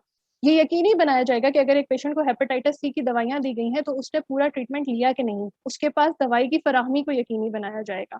और जो पेशेंट ऐप नहीं यूज कर सकता उसके लिए मोबाइल SMS के मैसेजेस होंगे। साइकोलॉजिकल सपोर्ट को यकीनी बनाया जाएगा। अगर किसी पेशेंट की हालत क्रिटिकल होती है तो उसे डॉक्टर से फौरी कनेक्ट किया जाएगा, इससे पहले कि उसकी हालत मजीद क्रिटिकल हो। इस ऐप की प्रोटोटाइप हमारे पास रेडी है, और इस ऐप की एक अच्छी बात यह है कि इसमें हमने इंटरनेशनल स्टैंडर्ड का एक चैटबॉट इंटीग्रेट किया है। ये चैटबॉट इंटरनेशनली लोगों पे टेस्टेड है और वाकई साइकोलॉजिकल सपोर्ट अच्छे तरीके से प्रोवाइड करता है। पब्लिकेशंस के साथ ये प्रूव है। इसके अलावा हमने उमंग पाकिस्तान के साथ इस प्रोजेक्ट में पार्टनरशिप किया है। जो लोग इस चैटबॉट को नहीं यूज कर सकते वो डायरेक्टली इस हेल्पलाइन पे कॉल करके साइकोलॉजिकल सपोर्ट ले सकते हैं। डॉक्टर के एंड पर हमने ये यकीनी बनाया है कि पेशेंट की इंफॉर्मेशन को कॉन्फिडेंशियल रखा जाए। इस बीमारी में सबसे बड़ा मसला ये होता है कि इसको टैबू समझा जाता है, पेशेंट नहीं चाहता कि उसका नाम आए कि उसको ये मसला है। उस कॉन्फिडेंशियलिटी को प्रोटेक्ट करते हुए हम ये ट्रीटमेंट्स प्रोवाइड करेंगे, और इसके अलावा जियो लोकेशन के थ्रू ये ट्रैकिंग भी करेंगे कि कहीं पर इस डिजीज का आउटबर्स्ट तो नहीं हो रहा। टारगेट कस्टमर्स ऑब्वियसली पूरा हेल्थ सेक्टर इसमें आ जाता है। मार्केट कैपिटलाइजेशन की अगर हम बात करें तो 4.72 बिलियन की मार्केट है पूरे पाकिस्तान में मेडिसिन और डॉक्टर्स की और हेल्थ सेक्टर की। 11 मिलियन लोगों को हेपेटाइटिस सी है और 75% लोग मोबाइल यूज कर सकते हैं। 37% लोग स्मार्टफोन्स और एप्स को इजीली यूज कर सकते हैं। गो टू मार्केट स्ट्रेटेजी ये है कि हम लोग अपनी ऐप डेवलपमेंट के दौरान ही पार्टनरशिप स्टेक होल्डर्स से, मेडिकल फार्मेसी से और डिफरेंट डॉक्टर्स से करेंगे, ताकि जैसे ही ऐप हमारी कंप्लीट हो इसको लॉन्च करके मैसिव स्केल पर डिप्लॉय किया जा सके। हमारी मार्केटिंग स्ट्रेटेजी में दो चीज़ें हमने बहुत ज़रूरी और यकीनी बनानी है। एक तो हमारी कम्युनिटी इंगेजमेंट है, इस कम्युनिटी को डेवलप करना, इस कनेक्शन को डेवलप करना, और दूसरी चीज़ ये कि एक पेशेंट के लिए इंसेंटिव अप्रोच हम अख्तियार करें। अब तक हम लोग 3-4 कॉर्पोरेट्स के साथ पार्टनरशिप कर चुके हैं इसके ऊपर, और हम लोग पेशेंट को डिस्काउंट देंगे। जो पेशेंट रिगार्डलेस कि उसने ऐप यूज़ की, SMS यूज़ किया नहीं किया, जिसने ये ट्रीटमेंट कंप्लीट किया और पूरे तरीके से अपने आप को क्योर किया, इस बीमारी से बचाया, उसको एक स्पेशल कार्ड प्रोवाइड किया जाएगा और वो उस कार्ड के थ्रू डिफरेंट कॉर्पोरेट्स पे डिस्काउंट्स अवेल कर सकेगा। रेवेन्यू इसमें एड मोनेटाइजेशन के थ्रू, ऐसे जैसे ऐप बढ़ती है उसमें एड मोनेटाइजेशन के थ्रू ऑब्वियसली ऐप के जैसे जैसे यूजर ज़्यादा होंगे रेवेन्यू जनरेट होता है, और इसके अलावा सप्लाई ऑफ मेडिसिन में भी इसका रेवेन्यू जनरेशन। हमारे कॉम्पिटिटिव एनालिसिस के मुताबिक अभी तक ऐसी कोई ऐप डेवलप नहीं हुई है। और एक और पॉजिटिव चीज़ ये है कि क्योंकि हम एक AI कंपनी है तो हमने AI एल्गोरिदम भी बनाया है, जिसके अंदर अगर किसी भी पेशेंट की रिपोर्ट के मार्कर्स को डाला जाए तो वो पॉजिटिव या नेगेटिव को 90% एक्यूरेसी के साथ हाईलाइट करता है। इसके अलावा हमारा चैटबॉट भी AI इंटीग्रेटेड है और AI के थ्रू ही पावर्ड है, और वो उसी के थ्रू सपोर्ट भी प्रोवाइड करता है। AI के थ्रू ट्रियाज भी किया जा रहा है कि कौन सा पेशेंट ज़्यादा क्रिटिकल है और डॉक्टर को नोटिफाई किया जाए। हमारी टीम की एक पॉजिटिव बात यह है कि मैं इंजीनियर हूँ, मैं सारी टेक्निकल टीम को देखती हूँ। हमारे पास इन हाउस टीम है जो ये सारी टेक हमारे पास ही बैठकर डेवलप कर रही है। मेरे पास डॉक्टर हिशाम हक हैं जो कि मेडिकल प्रैक्टिशनर हैं यूके में, जो कि मेरे को फाउंडर हैं। वो तमाम मेडिकल टीम को देख रहे हैं। डॉक्टर नदीम तहामी इसमें हमारे साथ शामिल हैं, जो कि हमें ये इन्फॉर्मेशन देते हैं कि हेपेटाइटिस सी के क्योर और इन सब चीज़ों के लिए इस ऐप में क्या क्या चीज़ ज़रूरी होनी चाहिए। हमारा गोल बहुत ही सिंपल है। हम चाहते हैं कि पाकिस्तान का सिस्टम बदले, लेकिन वो सिर्फ डॉक्टर्स और नर्सेस के बढ़ाने से उस 1960 के इंफ्रास्ट्रक्चर जो पर्ची का सिस्टम हम लोगों ने रखा हुआ है उससे बदला नहीं जा सकता। हम लोगों को टेक्नोलॉजी एनेबलमेंट और इस एजेंट सिस्टम की जरूरत है, ताकि हम पाकिस्तान से सिर्फ हेपेटाइटिस सी ही नहीं बल्कि तमाम की तमाम बीमारियां मिटा सकें। शुक्रिया।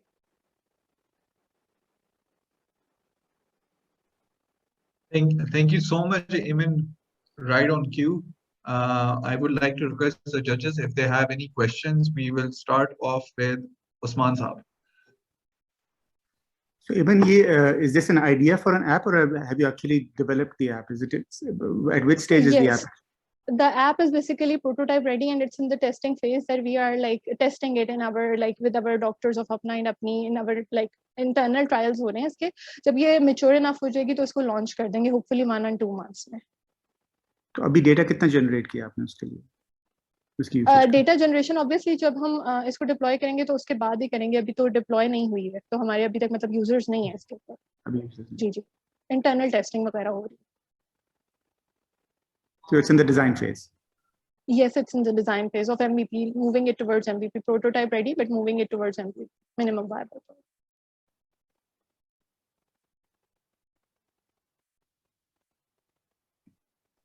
जी ठीक है, that was my question. Thank you so much, Usman Saab. Zoe Saab, do you have any questions? Ji, thank you, Eamon. That's a very interesting and I think very technology-enabled solution that you're looking at. अभी recently, I think COVID के लिए भी इस type की concept इस्तेमाल हुआ था. Please tell me कि इसमें आप data gathering कैसे encourage करेंगे लोगों को? I understand कि आपने कहा है कि जिनको आप कार्ड दे देंगे, they can get discounts, etc. उन तक पहुँचेंगे कैसे आप? इसके मामले में जो हम लोग आपस में हमारी डिस्कशन हुई है वो ये हुई है कि स्टार्टिंग में क्योंकि हम लोगों के पास अभी रेवेन्यू मॉडल इतना स्ट्रांग नहीं है, तो हम लोग ये करेंगे कि देखें हर एरिया में सबसे ज़्यादा रीच करने का आपके पास एरिया का एक रीच करने का मस्जिद के मौलवी और इस तरह के लोग होते हैं। हर मोहल्ले में कोई ना कोई एरिया में लोग होते हैं जो कि ये अवेयरनेस, इनकी लोग बात ज़्यादा सुनते हैं। उस तरह के जैसे वोटिंग के भी सिस्टम्स में होते हैं, इस तरह के लोगों को अप्रोच करना सोशल मीडिया के थ्रू, डिफरेंट टेक्निक्स के थ्रू, डिफरेंट उसके वॉलंटियर्स जमा करना। और जब हमारे इस सिस्टम में पैसे आना शुरू हो जाएंगे तो ऑब्वियसली उनको भी इंसेंटिवाइज करके उनको भी पैसे देके, ताकि उनके लिए भी इसमें इंसेंटिव हो, उन लोगों को गैदर करना, उनके थ्रू ये चीज़ बात पहुंचाना। तो और रेवेन्यू जनरेशन कैसे होगी आपकी? रेवेन्यू जनरेशन देखिए, मेडिसिन की जो फराहमी है ना, उसको इसके थ्रू यकीनी बनाया जा रहा है। यही जो बंदा होगा, जो हमारा एजेंट होगा, इसके पास इस दवाई की फराहमी को यकीनी बनाया जाएगा कि जो सी दवाई उस पेशेंट की है वो यकीनी हो कि उसके पास हो, वो उसको दे सकता है उस पेशेंट को, या फार्मेसी से, ऑब्वियसली उसके एरिया में जो फार्मेसीज अवेलेबल है वहाँ से लेके दे सकता है। तो उसके ऊपर थोड़े बहुत प्रॉफिट में स्केलेबल हो जाएगा जब ये सोल्यूशन, तो थोड़े भी प्रॉफिट्स पे ये ज़्यादा मार्जिन से प्रॉफिट दे सकता है, ऑब्वियसली स्केलेबल सोल्यूशन। और आपका सोल्यूशन जो है it's cloud based, I am assuming, ताकि उसमें आप बिल्कुल डाटा गैदरेशन, जी जी जी बिल्कुल डाटा गैदरेशन भी होगी। जैसे मैंने आपको बताया कि हम आर्टिफिशियल इंटेलिजेंस के एल्गोरिदम्स यूज करते हैं, तो वो साथ साथ वैसे ही अपग्रेड होते जाएंगे इसके। ओके ठीक है जी। And this will be an app जो कि आप किसी भी एंड्रॉइड या iOS के ऊपर डाउनलोड करके, बिल्कुल ऐप होगी। दूसरा SMS नोटिफिकेशन जाज और जाज के थ्रू हम लोग एक्टिवेट कर सकते हैं, टाइमली रिमाइंडर्स भेजने के वो हो सकते हैं। ऑब्वियसली उमंग हेल्पलाइन का एक नंबर है, वो हम दे सकते हैं अपने यूजर्स को, डायरेक्टली कॉल हो सकता है। और जो रिमाइंडर्स आप भेजेंगे these will also be AI based. I am assuming के पीछे कोई एल्गोरिथम बनाएंगे जिसके बेसिस के ऊपर वो generate. Yes, that can be actually done with an algorithm. It's not a difficult thing. It can be easily done with that, timely. Yeah. That at this time this reminder needs to be sent. Yes. ठीक है, thank you. Thank you, Zohair Saab. Last but not least, we have Ananya. Do you have any questions for Ayman? Yes, thanks, Ayman, for a very interesting, discussion. I think this is something that is right up my alleys, right? So I just have a few questions. I'm guessing this is still in the prototype phase, right? But yes. I'm just trying to understand, how are you linking this information to the electronic medical records of a hospital, or to the centralized database systems, like if the government wants to see this, is the hepatitis C program working effectively? Are people being linked to care? So is there an interoperability or integrated sort of program that you're looking at, or is just this is for the end user and for their benefit in terms of tracking the treatment they're taking, etc.? So I'm just trying to understand, what is your end goal with this? Yes, basically this is the competitive advantage that we have right now in the market. There are only things that are available, like there are apps in which a patient sets up reminder himself कि ये मेरी दवाई है, मैंने इस time पर लेनी है, and I have to, like, वो reminders होते हैं, ठीक है? There is nothing that is like actually initiated by someone कि उसके रिमाइंडर को सेट किया जाए इस टाइम पे। तो इस ऐप की बात ही ये है, इसको डेटाबेस पे सेंट्रलाइज किया जाएगा, और उस डेटाबेस से जो मैंने डॉक्टर का पोर्टल दिखाया था वो ऑटोमेटिकली अपडेट होता रहेगा। Doctor does not have time to look at it all the time, but obviously if there is something critical, तो AI के थ्रू उसको यकीनी बनाया जाएगा कि वो मार्कर रेज हो जाए कि इस पेशेंट को साइकोलॉजिकली या फिजिकली किसी सपोर्ट की जरूरत है। So it can be easily done, the communication between an app and web thing can be easily developed through a database. It can be deployed anywhere, AWS, anywhere, Google, anywhere. And it can, if someone, Gigi. No, so you can complete your thought there. I was just thinking, have you already reached out to doctors, to clinics, to hospitals, to have this, sort of integrative, workflow? Yes, we are in touch with City Labs of Rawalpindi. We are already like trying to talk to them to make this like possible, and we are also trying to get our connections in Rawalpindi Medical University. They have 3 hospitals with them, and we have all the doctors of Apna and Apni Merit, who are actually they are a circle of doctors in UK, USA, everywhere around Pakistan, outside Pakistan. So they are helping us in developing this app actually. It should be perfect. It should be for all the diseases. It should be like more and more perfect, the more perfect that we can make it. So we are like trying to reach out more and more. We are actually partnering with people. Thanks, Ayman, because I think this is a really good initiative. And like you said, it is a good time to do it because with COVID-19, we've seen adoption of digital tools, right? So Very excited to see how this pans out. Thanks. Thank you so much. Thank you so much. Thank you so much for your encouragement. And can I say something, Shariar, if you don't mind? Go ahead. Usman Sahab, I'm sorry, Dr. Hisham could not come today, and he sent his salam to you, and he said, if by any means it's possible that we can have 30 minutes of your time, that would be highly appreciated.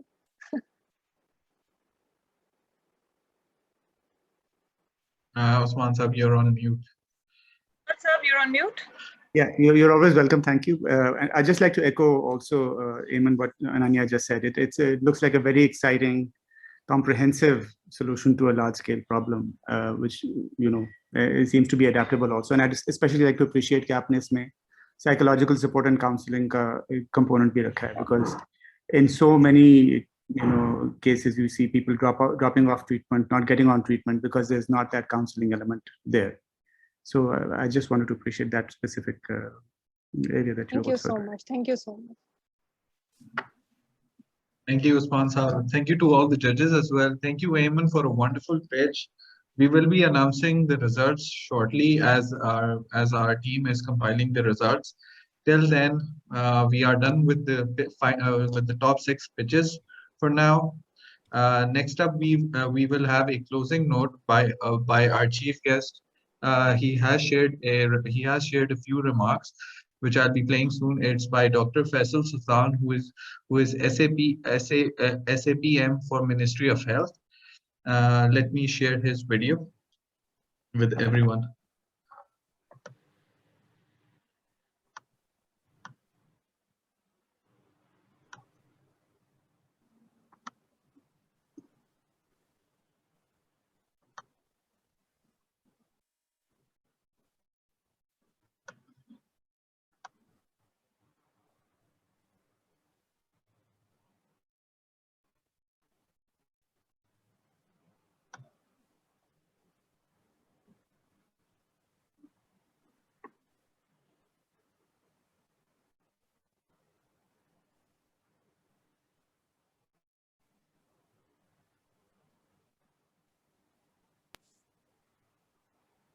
Can everyone see my screen? Yes, we can. Assalamu alaikum. It is estimated that approximately 20 million Pakistanis may be suffering from one form of hepatitis or the other. And this includes hepatitis C and hepatitis B. These numbers are unfortunate because, on one hand, hepatitis B is an entirely preventable illness, and hepatitis C is entirely a treatable one. Our current challenge is to be able to find and test and treat those persons who are infected with hepatitis. The government of Pakistan, under the leadership of the Prime Minister, has launched a national Prime Minister's hepatitis program, which aims for hepatitis elimination through a sequential process of screening, testing, and treating. And this is to be done from our own resources and despite all other health challenges that are present at the same time. Eliminating hepatitis as a public health threat by 2030 is a goal that we should all adopt and live to. And this will require not just government commitment. In fact, we feel that the private sector, with its innovation and cooperation, and the cooperation of our citizens, will be crucial in making this happen. I'm therefore encouraged that the Corporate Coalition for Hepatitis Elimination in Pakistan, a private sector coalition which represents some of Pakistan's largest employers, have joined hands to come together to make this happen. I would like to commend the coalition, in particular the sponsors of today's hackathon, Abbott, Pepsi, Nestle, and Ferosans, for putting together this event to engage our most talented young people in engaging their talents and innovation in making this happen. And this cuts across fields from technology, from communication, public health arenas, and so forth. I've been informed that there are 300 entries from 3 continents which have been submitted in response to this call. And I congratulate all the participants, all the applicants, all the 300 entries, in fact, to come forth and to tackle this challenge. And I think that this will help in addressing and complementing any efforts that would be made by the government. Together, I'm confident we can eliminate hepatitis as a public health threat from Pakistan. Thank you very much.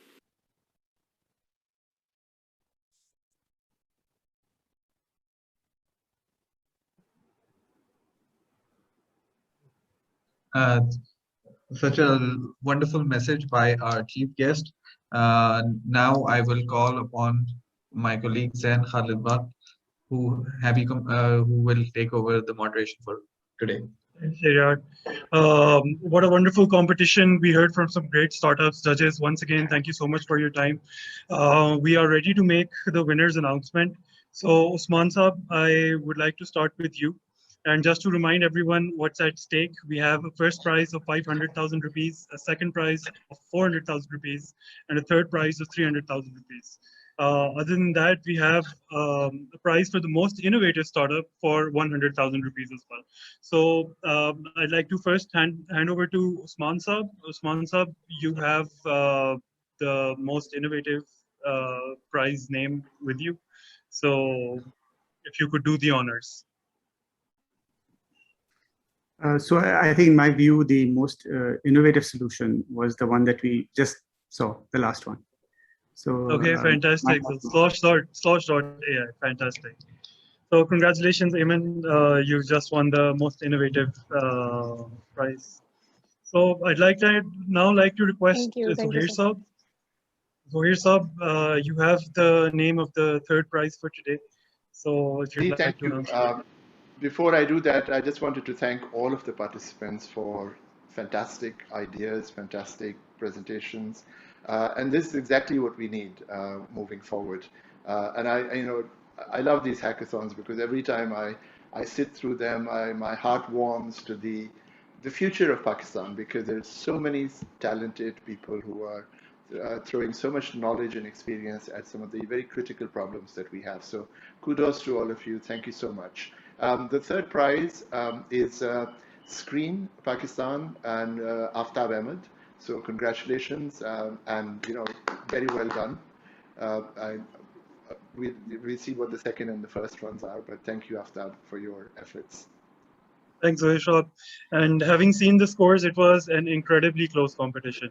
So Usman Saab, you have the name of the second prize for today, which is worth 300,000 rupees, not 4, as previously erroneously stated. 1 lakh rupees difference, but it's okay. Was it sent to me by phone? No, I sent it to you on Zoom. By a message. On Zoom. Look at your chat, Usman. You'll be. Yeah, I'm looking and I. We can wait. I'll just message it to you. I can text it to you.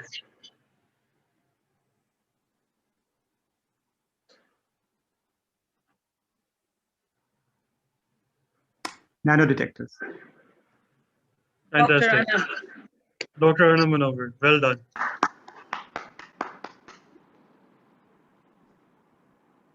So I'd like to now request Dr. Ananya.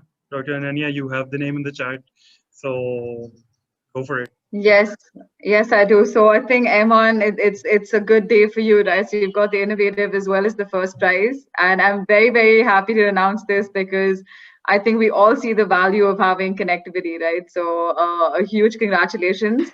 And I think the other participants did fantastic Thank you so job. much.